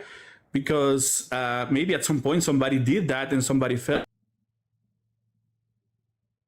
Oop, hello? For you to be good, it's better not to do that, right? Because otherwise, and they say that just so people listen, but in reality, there is no bad luck about going underneath a ladder. It's just that they just want to prevent people to drop the people on the ladder. So a lot of the laws in the Old Testament are good, like don't kill, don't steal. These are laws to keep to kind of like guide people through something better. But do you think it's like not true? enough. Do you think the Old Testament is true? It is pointing to the truth, but it's not the truth. Okay, I mean, how do we arrive at the truth? By looking inside. So that's where Jesus comes, right? So that's the New Testament. That's when Jesus says we need to kind of like inside, instead of going outside, like in the Old Testament, we actually need to go in the inside. So Jesus has like an extra moral level, right? So he's like, in the Old Testament is don't kill, right? In the New Testament is if you think about killing, it's like you kill already, right? So it's like more strict. But it's not because it's more strict in the sense that it's just trying to point out that rules are not enough, that you actually need to be a good person. Okay. That you need to inside, you need to be a good person, right? Okay, So how do we know that isn't just like an rules. allegory? It is an allegory. Oh. That's what what's he's saying. What's the that. truth then? Do you wait, the okay, truth let's get like a point blank answer. Do you think that a mind created the universe? the universe is an expression of the mind. Yes. But do you think that like a mind outside of the universe created the universe? It's kind of like emerges from the mind. It's not like created it, but it emerged from the mind. Like it's like Did it emerge from a mind outside of the universe? So basically, this is like we have when we talk about the universe, we always think about the classical universe. In Gnosticism, they talk this about the material world, right? They say the material world, right? But in order to not confuse people, we can call it just a classical universe, right? But in Gnosticism is the material world, right? That's where the demiurge exists. Did a right? mind outside of it create it, though, is the question. It's basically the way the mind expresses. So the mind, there is not like there is a mind outside of it, because the classical universe also is expression of the fundamental, which is God, right? The fundamental is God. Wait, so it's produced by itself? Yes. So basically, it's like this. I don't right? think that's. I think that's like nonsensical to say that like the mind or like the universe is caused by the thing that's within the universe.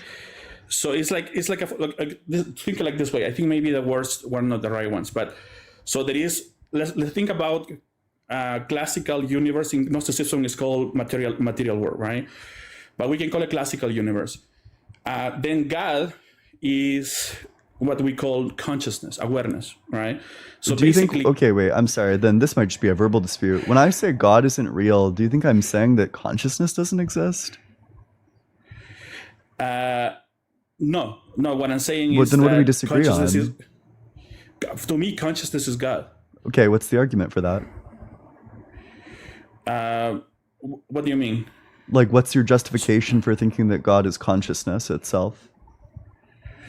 Because consciousness is the way it is described, right? Is by every single ancient people, right? It's like so consciousness is the way that it's described. Well, I mean, I'm not all knowing. So okay, so yeah, well, consciousness is omnipresent. It's not all knowing. It's also I don't grant that it's omnipresent. Because look, there is time doesn't exist outside classical reality. That's why you had the problem with the time always existed, right? Because time only exists in classical reality. But if you go to the fundamental level, which is consciousness, it doesn't exist. Wait, sorry. Okay, I feel like we're moving past this too quickly. You said consciousness has all the properties typically ascribed to God. My consciousness is not all knowing. My consciousness is not all powerful. My consciousness is not all good. None of these things are true. You're talking about an individual level, right? So in the classical realm, in the material world, your mind has a filter, which is your body, right? It has a filter, which is your timeline.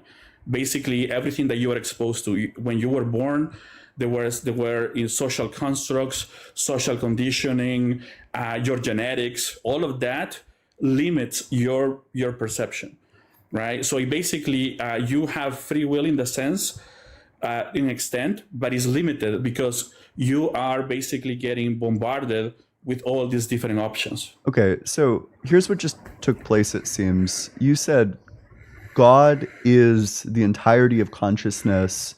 I ask you, what's the argument for that? You say, well, the entirety of consciousness has all the properties attributed to God. I point out multiple properties that are attributed to God that all of consciousness does not have.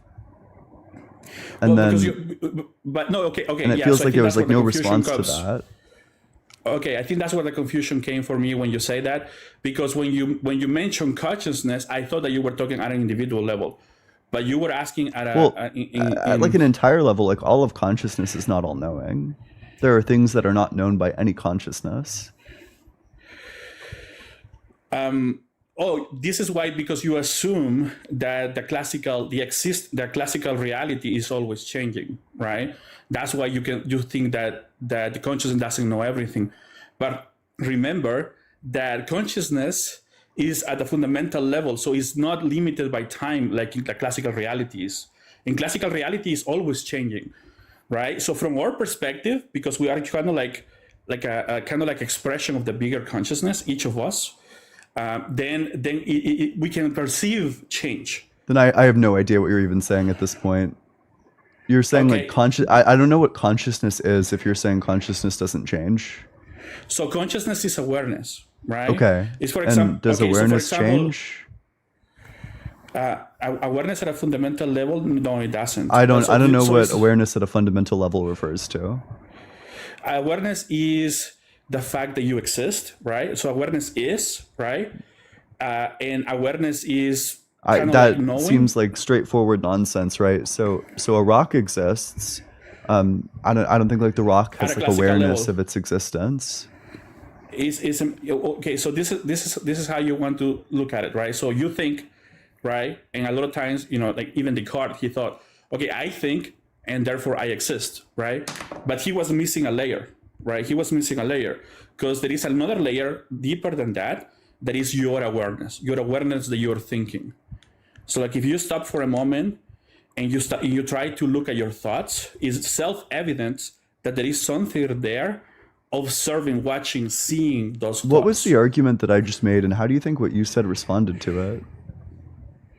What do you mean?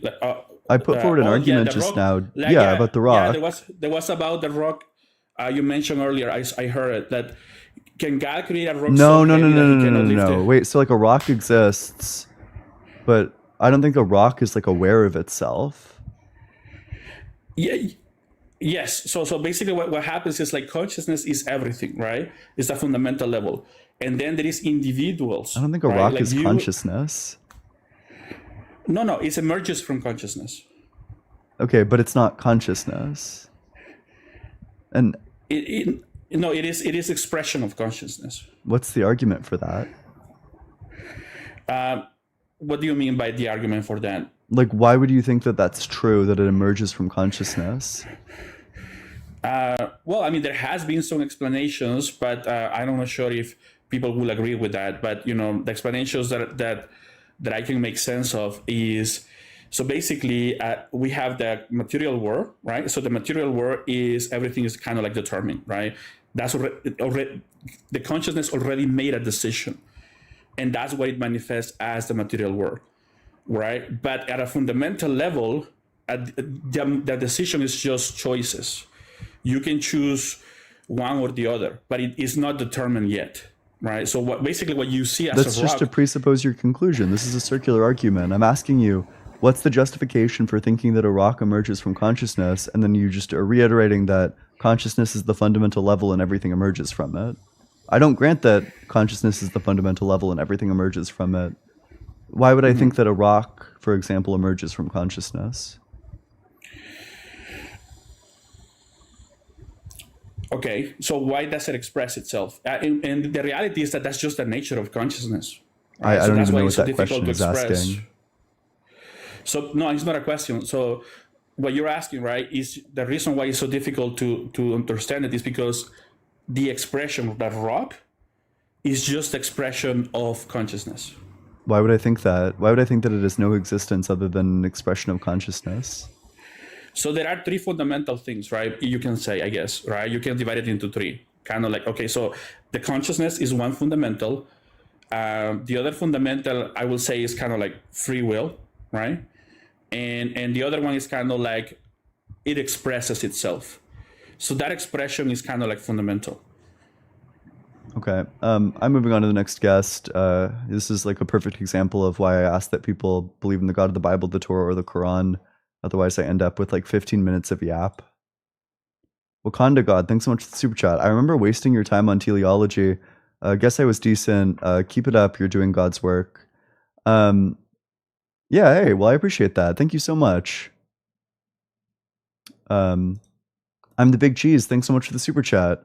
Isaiah 45:7, 1 John 3:8, John 8:44, Revelations 13:8. Prove the fall is an inside job by God. Why did God create angels that can grape humans and didn't stop it? Why God intentionally made Satan evil? It's a false flag. That's great. I fucking love the conspiracy theory. That kicks ass. That's great. Yeah, like the biblical conspiracy theory. It's all there. It's all there. It's all connected. Look at the cross references. Elkiana, thanks so much for the super chat. My people got slaughtered and culture removed by folk speaking from God's name. Yep, true. TTR 12 CRF 125. Thanks so much for the $50 super chat. Holy shit, that's incredible. Let's get a big W for TTR 12 CRF 125. Big supers like this are really beneficial to me. They allow me to do quite a bit with the stream. I can do everything that I want. I can get all the equipment that I want. I'm thinking about upgrading my stream setup soon, so I appreciate the donations. Daniel, thanks so much for the super chat. Unironically, this isn't about this last caller. This is about like a lot of callers ago. Unironically, F this caller. Thanks so much for the $6.66, Daniel. I appreciate you. Grimlock, thanks so much for the $10 for hydration reminder for thine stream lord. Let's get a massive W for Grimlock. I hope you're doing well.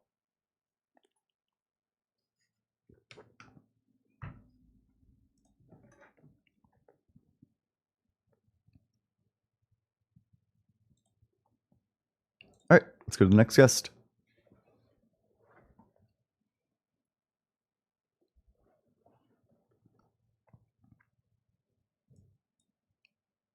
Taylor.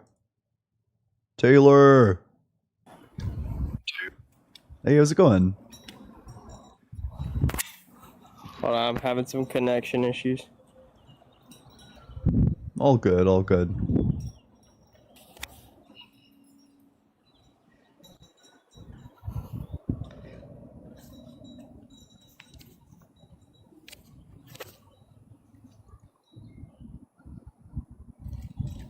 Hello? Yep. Are you there?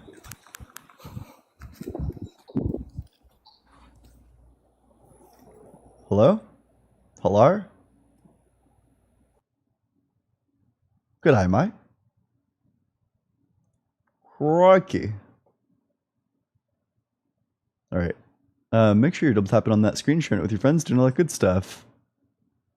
Whoa, not everyone in the comment section saying Lou. Brutal. Damn, that's sad. That person waited like forever. Okay, if you're in that guest request box, make sure that you're 18 or older. Make sure that you believe in the God of the Bible, the Torah, or the Quran. If you don't do that, don't request to join. With that, we'll go to the very next guest. Hey, how's it going? I'm big dick. I love dick. I love dick. I love dick. Okay. Oh, Sounds good, bud. You spent a lot of time waiting for that. I think you should start loving hobbies. Hey, how's it going? Hey, what's up?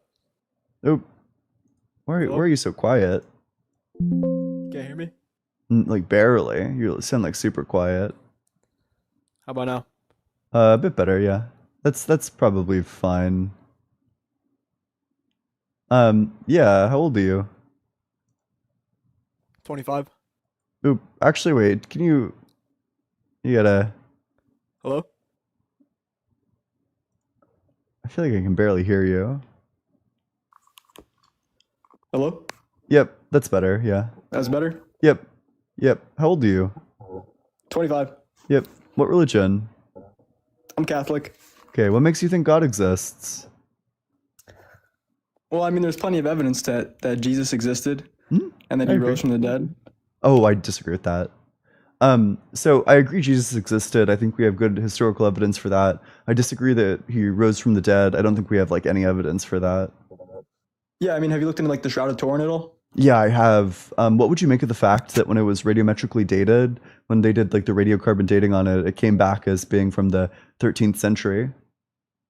Yeah, I'm pretty sure that actually was from some repairs. I think they refuted that original study in a newer study. Yeah, what's the name of the study? Because I've gotten like tons of people making that exact claim, and not one of them has been able to give me the name of the study that refutes it. Yeah, I mean, I couldn't give you the study either, but Okay. if people have done research on the image that's imprinted on the cloth, and there's no way any technology from the time or anything before that, like it's not paint, the image that's on there was like imprinted from a high light source or a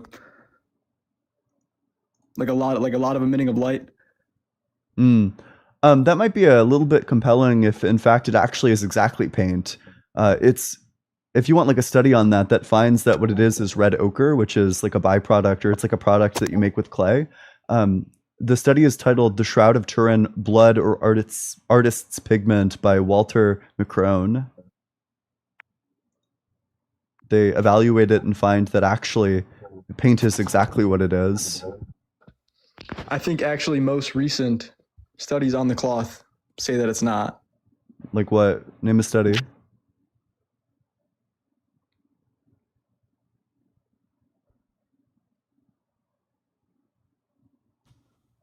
Hello? Yep. Yeah, I can research right now, but that's kind of asking a lot. I'm just on my phone. It should be like quick, right? To find like the study that finds that it's like blood.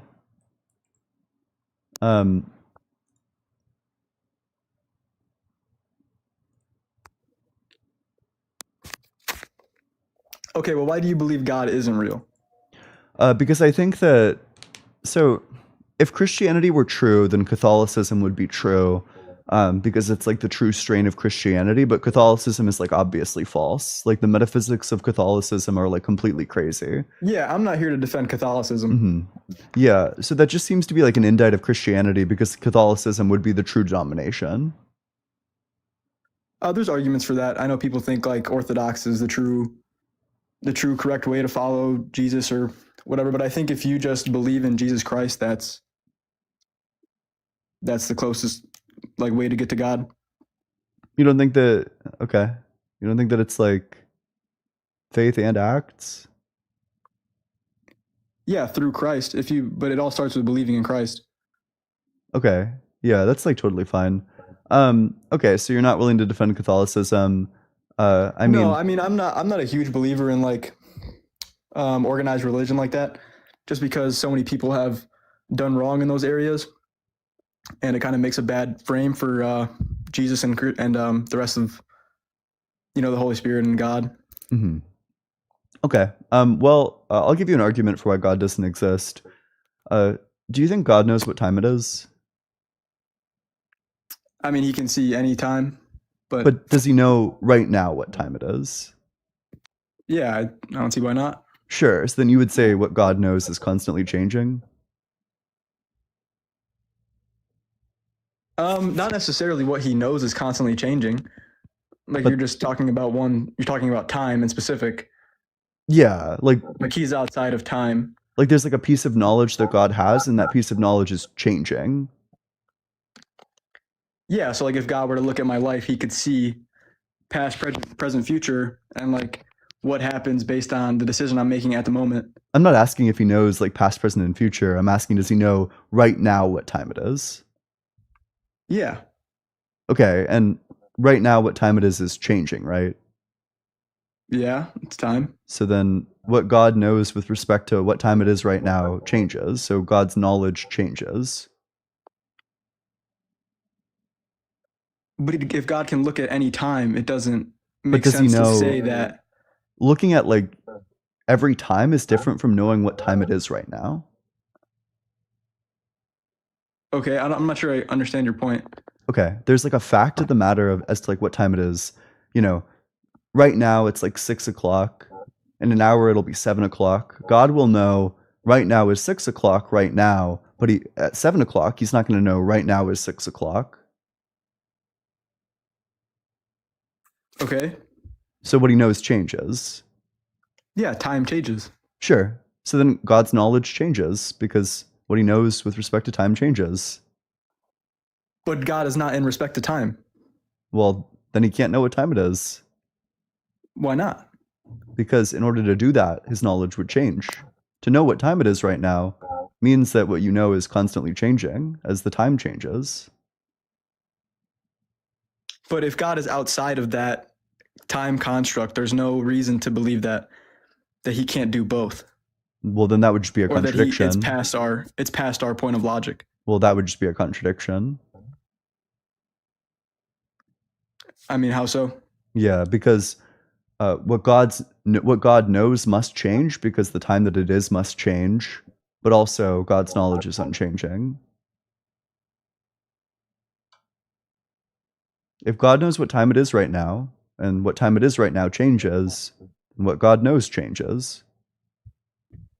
Okay, I mean, I guess I'll give you that. Like, I don't really understand where you're trying to go. It's just a contradiction. What's a contradiction? You said what I said before was a contradiction, and now that I'm agreeing, you say it's Oh, okay, contradiction sure. as well. So you're saying what God knows changes. That means that he's not outside of time. But he is outside of time. Not if he changes. He doesn't change. His knowledge changes.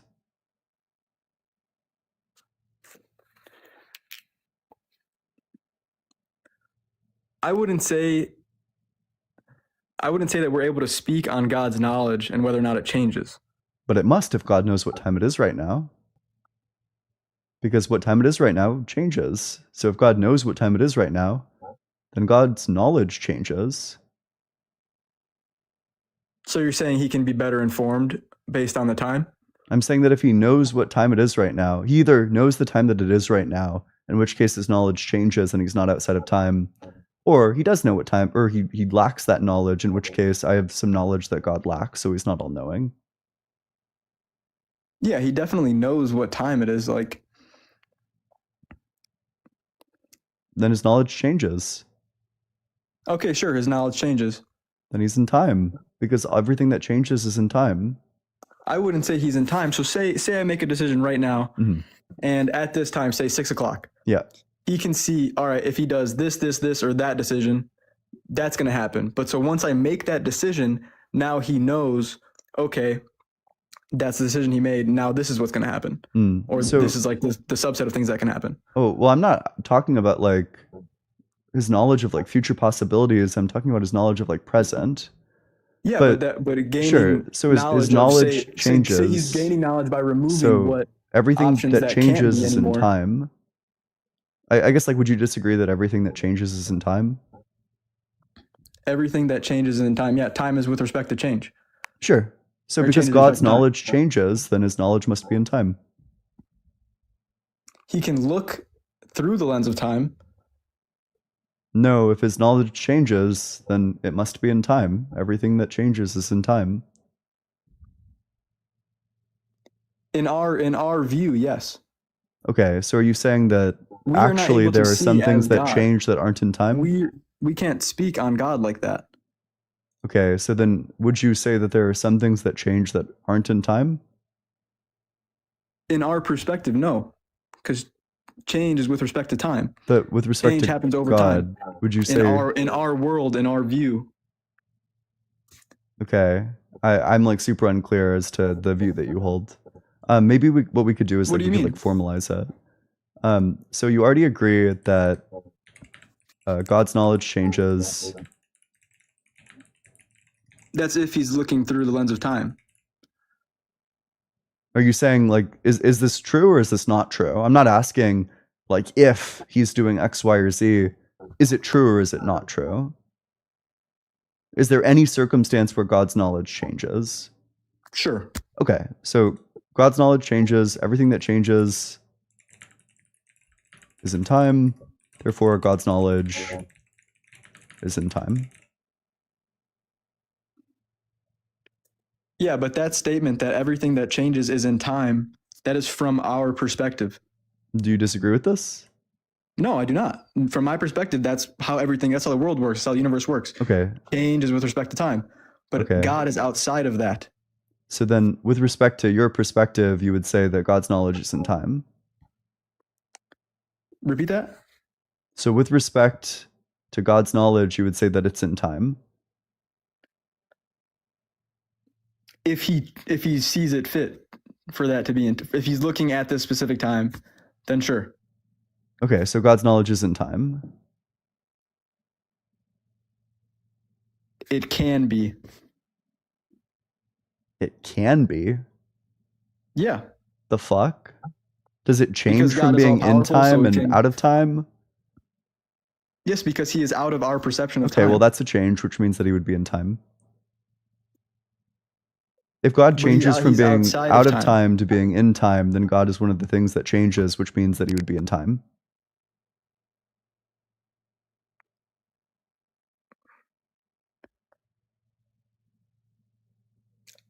I mean, you're kind of just repeating like what you said. Okay. Do you have like a God is response, outside of all of that, so I don't understand why we're going back to there. Well, he's not outside of that, because if he changes from being outside of time to being in time, then he's one of the things that changes. So everything that changes is in time.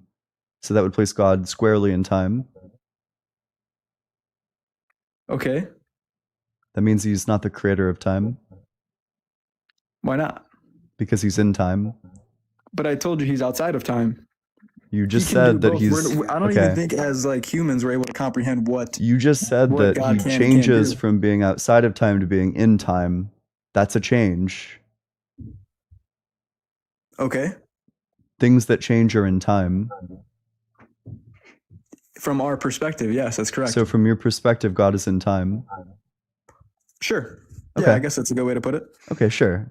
That means that from your perspective, God's not the creator of time.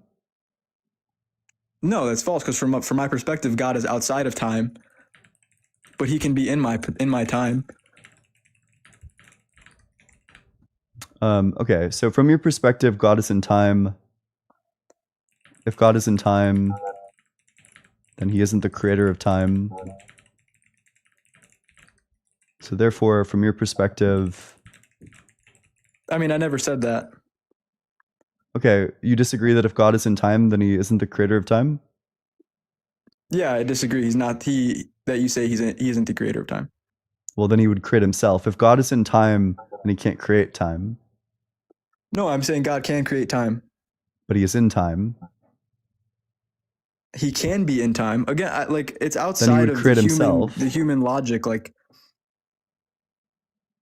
are you saying God created himself? What God can and can't do, whether that be create time, create himself, it's outside of our understanding.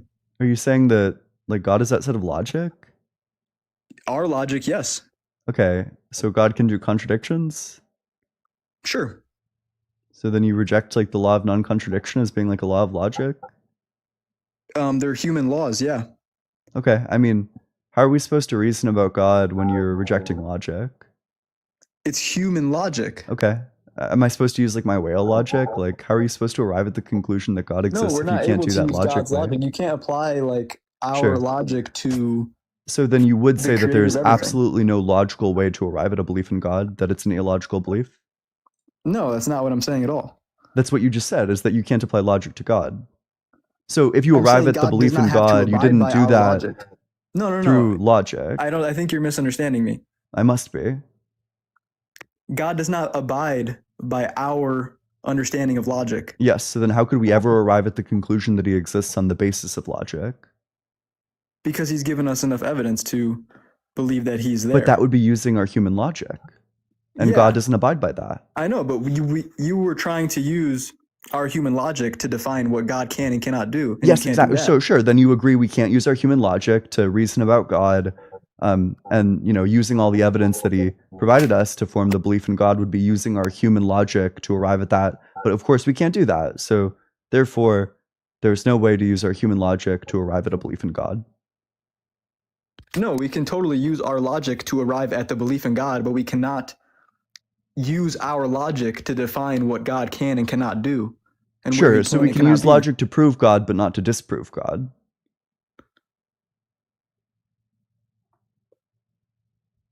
I'm not sure I understand that.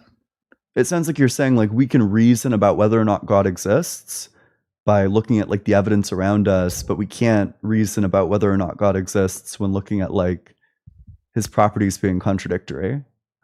Yeah, exactly, because he's outside of our scope. Yeah. Do you understand that that's like profoundly like intellectually dishonest to say, you know, we can use logic to prove God, but not to disprove him? I mean, I don't think so. I think if you're talking about a God who is outside of everything that we know, that it makes perfect sense. Okay. I mean, I just think that it's like a gibberish position. I mean, if you want to, you know, use names like that, it's okay. I mean, like, but I don't think you don't like register like a problem with that. Like that doesn't like pop out to you as like something like obviously wrong. It doesn't pop out to you as something obviously wrong, that the way that you've set up the problem, like there's literally no word that could come out of my mouth, no set of words that could come out of my mouth that would make you like change your mind about this topic? Like I could easily think of like words that could come out of your mouth that would make me change my mind. You know, if you provided I mean, what would make you change your yeah, mind? if you provided like some sort of like contradiction in God's non-existence, then I would change my mind about God existing. I mean, yeah, okay. So say we made a little robot and like it can't understand what we can and can't do because, you know, it gets turned on and off. Inside the robot's thinking, they're going to be like, where does this human go when I'm, when I'm asleep or whatever? Like, what can they do? What can't they do? The robot's not going to understand that. Mm-hmm. But as regular humans who created the robot, we're going to understand that. Could the robot think that we both like exist and don't exist simultaneously? What? Could the robot think that we both like exist and don't exist simultaneously? Think that we both exist and don't exist simultaneously. Yeah, because I'm not asking like, well, how does God know what time it is? So from the robot's or like, view, why if does it gets God shut know down, what time it is? maybe it's like, holy shit. I'm that this pointing robot... out like a logical contradiction in God. Yeah, I'm not okay, asking like an open-ended question. Yeah, go for it. I know, but I'm using the robot as an analogy to explain it. So say the robot gets turned off. Yeah. Right. And us as humans, maybe it assumes, oh, like the human goes away too, because it's off, right? Okay. But while it's asleep, we do repairs on it or something like that. Mm-hmm. And then the robot gets turned back on and it's like, holy shit, like I'm fixed now or whatever. How did that happen? Like the human must have came and done this like outside of time or whatever. Yeah. Does that make sense? Well, no, it just didn't address the question at all. I mean, it made sense. It just had nothing to do with what I said. You were asking if like, could the robot believe that we both exist and don't exist simultaneously? You didn't give a situation where the robot both thinks and doesn't think that we exist. Yeah, if the robot's off, maybe it thinks we don't exist, like it doesn't exist because it's off. The robot thinks it doesn't exist? Yeah, if it's off. The fuck? Like who knows what happens? It's the robot. It's an analogy. The robot thinks it. It doesn't exist. I mean, if it's thinking at all, then it must exist. But if it's off, it doesn't have the ability to think. So maybe it thinks. Then it's not thinking in a scope that it doesn't exist. Okay, but it's just an analogy. It's not a perfect analogy. That's what I'm asking for. Is there like some scenario where the robot could both think and not think that the human exists? Yeah, if it's off and like the computer's still running or whatever inside it. So it would think that the human exists and it would think that the human doesn't exist. Yeah, because it's off. So it's like, okay, what happened to this human? I thought it didn't have thoughts. When it comes back on, it sees that it had what? I thought it didn't have thoughts if it was off. Well, there's like still a computer inside it running. Okay, so does it have thoughts or does it not have thoughts? It's a computer. But does it have thoughts? Say it's like AI or something. Sure, it has thoughts. Okay. So it would both think and not think. Yeah, so it would think that we don't exist because it can't see us or it's off. Okay, so you think that there are like some true contradictions. Then it would also have a reason to believe that we do exist because it got a repair while it was off. So it's like, so does it think that we exist? So it's confused. And then what? Does it think that we exist? Yeah, it thinks both. Because it can see us when it's awake. Mm-hmm, yeah. But when it's off, it gets repaired or something, and then it's like, it's off. So it's like, okay, maybe it doesn't exist. But then it gets repaired. So like, okay, maybe it does exist. It's inside the robot's thinking. The robot can't understand what the human can and can't do, outside of its frame. So there is like a contradiction in your worldview then. In what sense? The sense that you just affirmed that you think a robot could both be thinking something and not thinking that thing. That's a contradiction. I mean, so you believe in like contradictions. Is that correct? I'm what? You believe in would it be accurate to say that you believe in contradictions? I mean, not in the world. You just described a robot that was both thinking a thing and not thinking that thing simultaneously. You asked if it was thinking that we exist and do not exist. If it's thinking that we exist and thinking that we don't exist, not thinking that we exist. It can have two thoughts, can it not? So one of them is the absence of a thought. Not thinking that we exist is separate from thinking that we don't exist. So could the robot be thinking that we exist and not thinking that we exist? Yeah, sure. So that's a contradiction. So you believe in contradictions. Okay, sure. Oh, okay. I mean, I take that as like a reductio. That just violates the law of non-contradiction. Okay, but that law, it's still, again, inside the human nature, the human law of logic. Like, okay, what other if God logic is am I outside supposed of to everything, use? then why would it be God if it's not outside of what we can and can't think? Okay, I mean, it just seems like at that point there's no way to reason about anything if all of our laws of logic I think are... that's perfect reason. Oh, sorry. And is that a human law of logic, or is that some of the other law of logic? Sure, I think it's maybe philosophical. Sure, so you're using your human logic, but we can't use our human logic to reason about God. I said we can use our logic to reason that God is real, but we can't use our logic to reason on what he can or cannot do. Yeah, then your view is unfalsifiable. In the human path of logic, sure. Sure, and if I mean, something's why? Why is it if a unfalsifiable? hypothesis I is don't understand that. unfalsifiable, literally nothing could be evidence for it. If nothing can be evidence against it, then nothing can be evidence for it either. But there's plenty of evidence for it. Not if nothing could ever be evidence against it. Not if nothing could ever be evidence against it. Yeah, it's literally how evidence is defined, right? Like, you evaluate evidence based on like the opposite hypothesis. Like, you have a piece of evidence and you have two hypotheses, Christianity is true, Christianity is not true, and you ask, okay, which hypothesis is this piece of evidence more expected on? If it's impossible for it to be expected on one of them, if literally there could be no evidence for one of these hypotheses, then there likewise can't be any evidence for the other one. It makes no predictions. I mean, I honestly think you're making it too complicated. I think it's like the perfect amount of complicated, right? It's just like basic. It's called Bayesian inference. It's like a way that you can objectively figure out probabilities. Okay, but that's again inside of our world. Like, does 2 + 2 not equal 4 to God? That's how he made it, yeah. Okay. Does God think Bayes' theorem is false?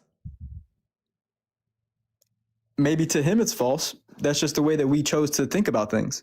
Well, then that would be like a logical contradiction if Bayes' theorem is false because it's like objectively provable. They're like mathematical proofs for it. Okay, sure. But that's like our understanding. Mm-hmm. Like, you have no reason to believe that God would be outside of our understanding? I have no reason to think that anything that's outside of logic could exist because it's illogical. But it's our logic. So you do believe things that are illogical? Yeah, there's plenty of things that happen that are logical that I don't have an explanation for. So you hold illogical beliefs? That's not what I'm saying. Okay, is the belief in God logical or illogical? I think it's reasonable to believe that there is a creator and that Jesus Christ came down and died. So is it logical or illogical? I'll say it's logical. Okay. Sure. So why would I think that there can be like, I don't know, I guess like what's your argument that it's like acceptable for there to be a thing where you can use logic to prove it but not to disprove it? You can use logic to disprove it, not disprove. Why would I think that there is such a thing? Well, because it's God. Like, it's outside of our Why would that scope. mean that? Yeah, I guess like why would him being God mean that you can use logic to prove his existence but not to disprove it?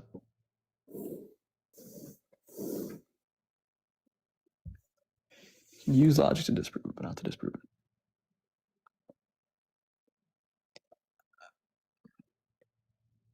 I mean, because that's how we think. Like, we're stuck in that way of thinking.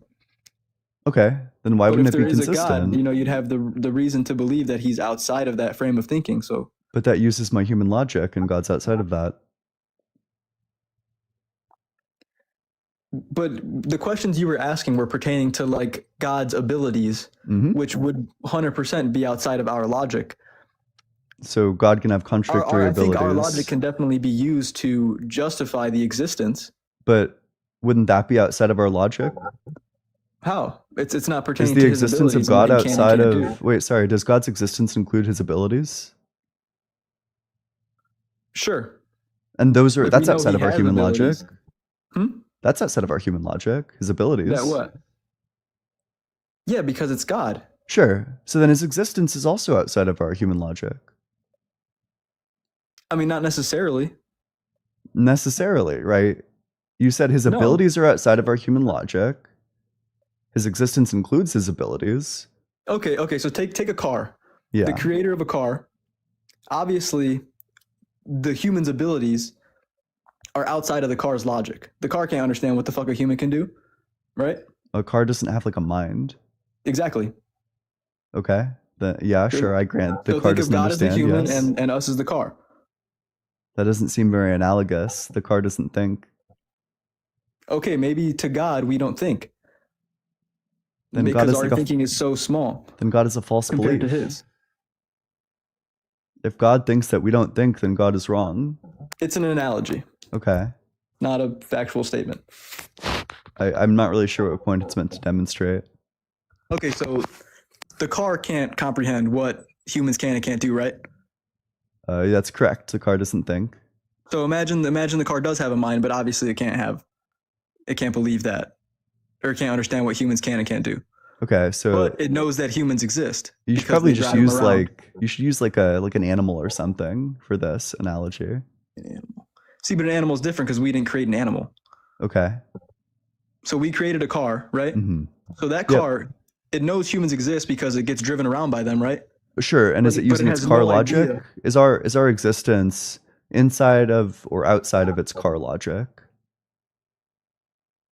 Inside of its car logic. Our Sure. And is our ability to drive the car around inside of its car logic or outside of its car logic? Yeah, inside of its car logic. But our Sure, ability to then- go, then say walk around our and use the abilities in bathroom this and do whatever, example, then it doesn't The understand that. car would know our abilities, at least some of them in this example. Yeah, and we definitely know some of God's abilities, Like what? like healing and forgiveness. Okay. I mean, I don't have any reason to think that either of those things exist with respect to God. I mean, there's plenty of stories about like miracles and things like that. What would you make of the fact that prayer has no medical benefit when studied in a lab setting? I don't think that's true, actually. Okay, I can set you some studies on it.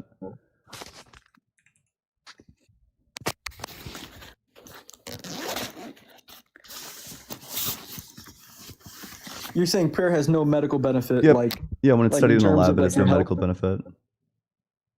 in terms of your health? Like in terms of like the outcome. Yeah, like the medical outcome. There's like you get a group of people, half of them get prayed for, half of them don't get prayed for. No medical benefit. Okay. This study is titled Intercessory Prayer and Cardiovascular Disease, a Progression in a Coronary Care Unit Population, a Randomized Controlled Trial. What do we got? Okay, I mean, you can't ask God to just heal people for like some scientific study, But like I think we could agree that, some form of prayer like meditation or whatever is good for your mental health and it helps your body, right? Maybe, but that's true even if you don't pray to God. But putting it in some form of prayer. If by prayer you just mean like a ritual, yeah, that's true. Even if there's like no, like even if you just meditated, you just try to focus on like your breath. But like, yeah, focusing on your breath, sitting with your thoughts, that's Why would that prayer. mean? Can we consider that prayer? Sure. Why would that indicate that God exists though? Well, where do you think some of like your good thoughts come from, and like My brain? some of your logic and your consciousness? My brain? Yeah, but who did that? Who made your brain? Evolution? Who do you think Evolution. made So who made the path to evolution? I don't know, like it evolves in accordance with like statistics. There was chemical reactions that produced the very first cells with the very first genome, and then just based on statistical laws, the things that are more likely to survive and reproduce are going to survive and reproduce at a higher rate. Yeah. So what made those laws and that those reactions like able to occur? Well, I think that statistics are just going to have like necessary, like I think mathematical facts are going to have necessary existence. Yeah, for sure. So who created the mathematical facts? They're necessary. They aren't created. But how did they come to be? They're necessary. They always existed. So how do we know that they always existed? Yeah, because if mathematical facts exist, then they would exist necessarily. All possible mathematical facts possibly exist. Therefore, via the S5 axiom of modal logic, we would be able to deduce that all these facts are actual. Yeah, you just like threw out a bunch of stuff. I don't even know what you really said. Well, I mean, you're asking like a complex question. If the answer went over your head, you're probably asking the wrong question. Okay, what was the question? Your question was, how do we know that they always existed? So I gave you an argument that they're all necessary. Yeah, so who made them necessary? Like what They brought are that together? necessary. What brought the properties together? Whoa, sorry. There's nothing that makes something necessary. Necessary means that it exists in all possible worlds. If it was a possibility, then it must exist because a possible necessity is an actual necessity. Okay, but where did that come from? It's necessary. But It's a where was that? category error. Where did that necessity come from? Where did God come from? How am I supposed to justify that? Okay, sure. He's outside of everything. Okay, sure. Yep. As I thought. He's outside of our scope of understanding. That's why I'm saying, like, Sure. So things you that want me we to have deem like necessary- a trillion? You want me to have all the Listen, answers, things even the that we ones that you deem don't necessary understand? But then I ask you a are- single question, you have no answer. What was your single question that I had no answer to? Yeah, who made God? Where did God come from? Who put God's properties together? God's outside of our thoughts. Like And who made God outside of our thoughts? God. Oh, sure. Wait, so God made himself? God made himself. Yeah, did God make himself?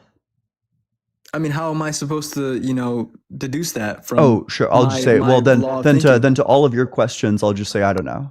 And then sure. So how do we arrive at God at that point?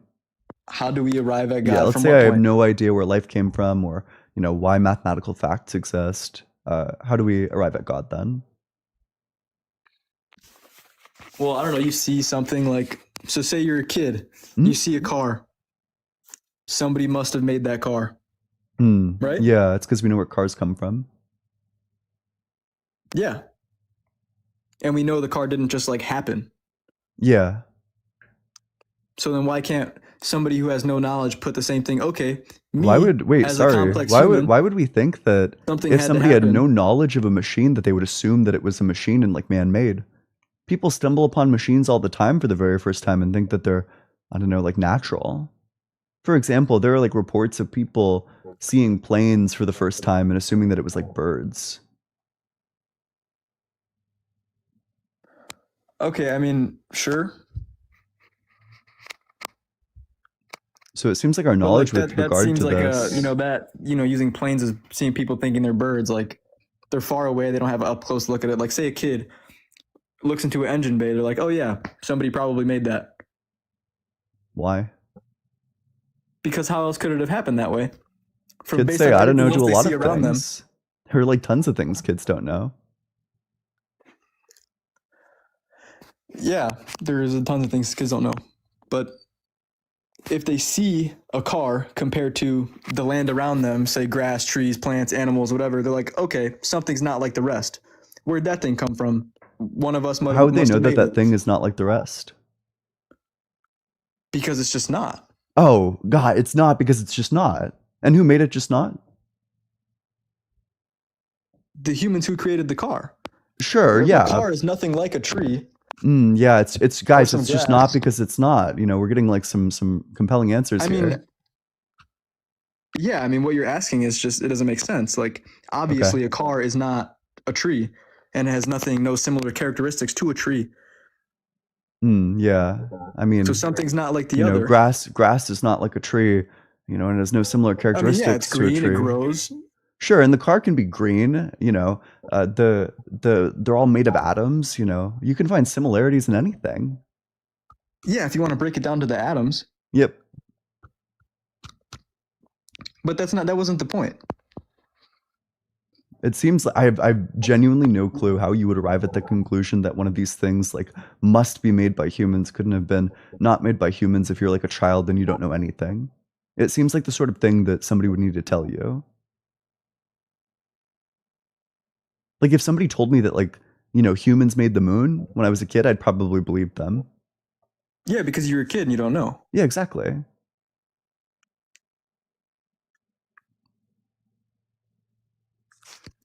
So what was the point? Like, you know, you see a complex, you know, like, you know, a new car or whatever, and you know it because has I know where a cars creator. come from.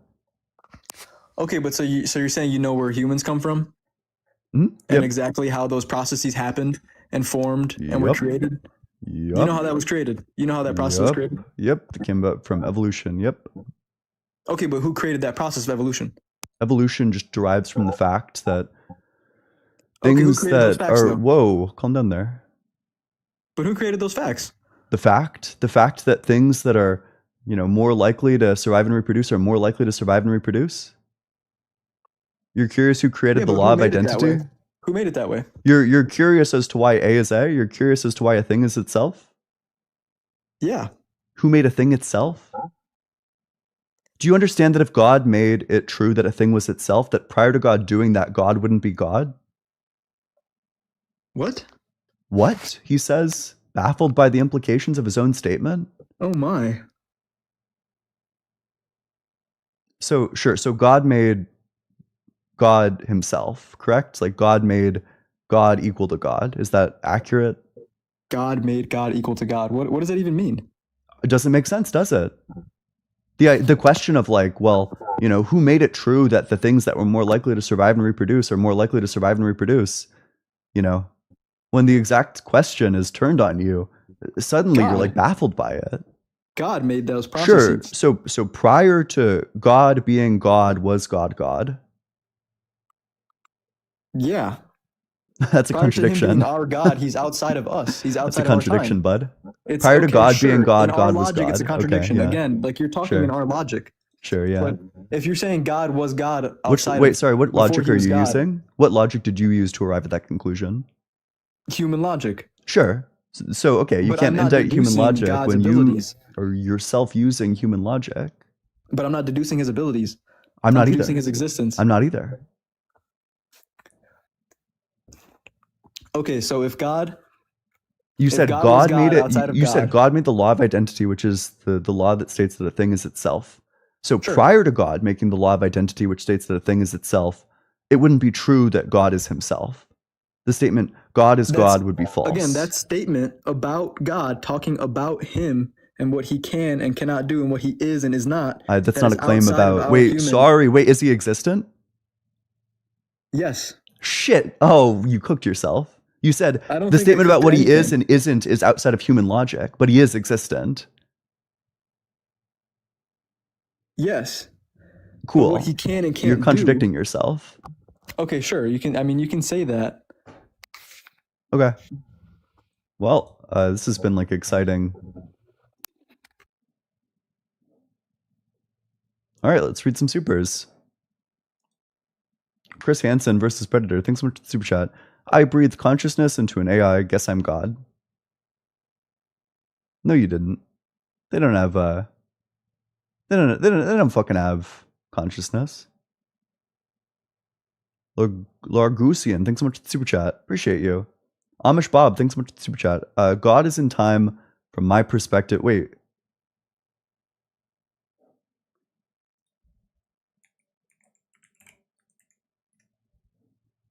Oh, okay.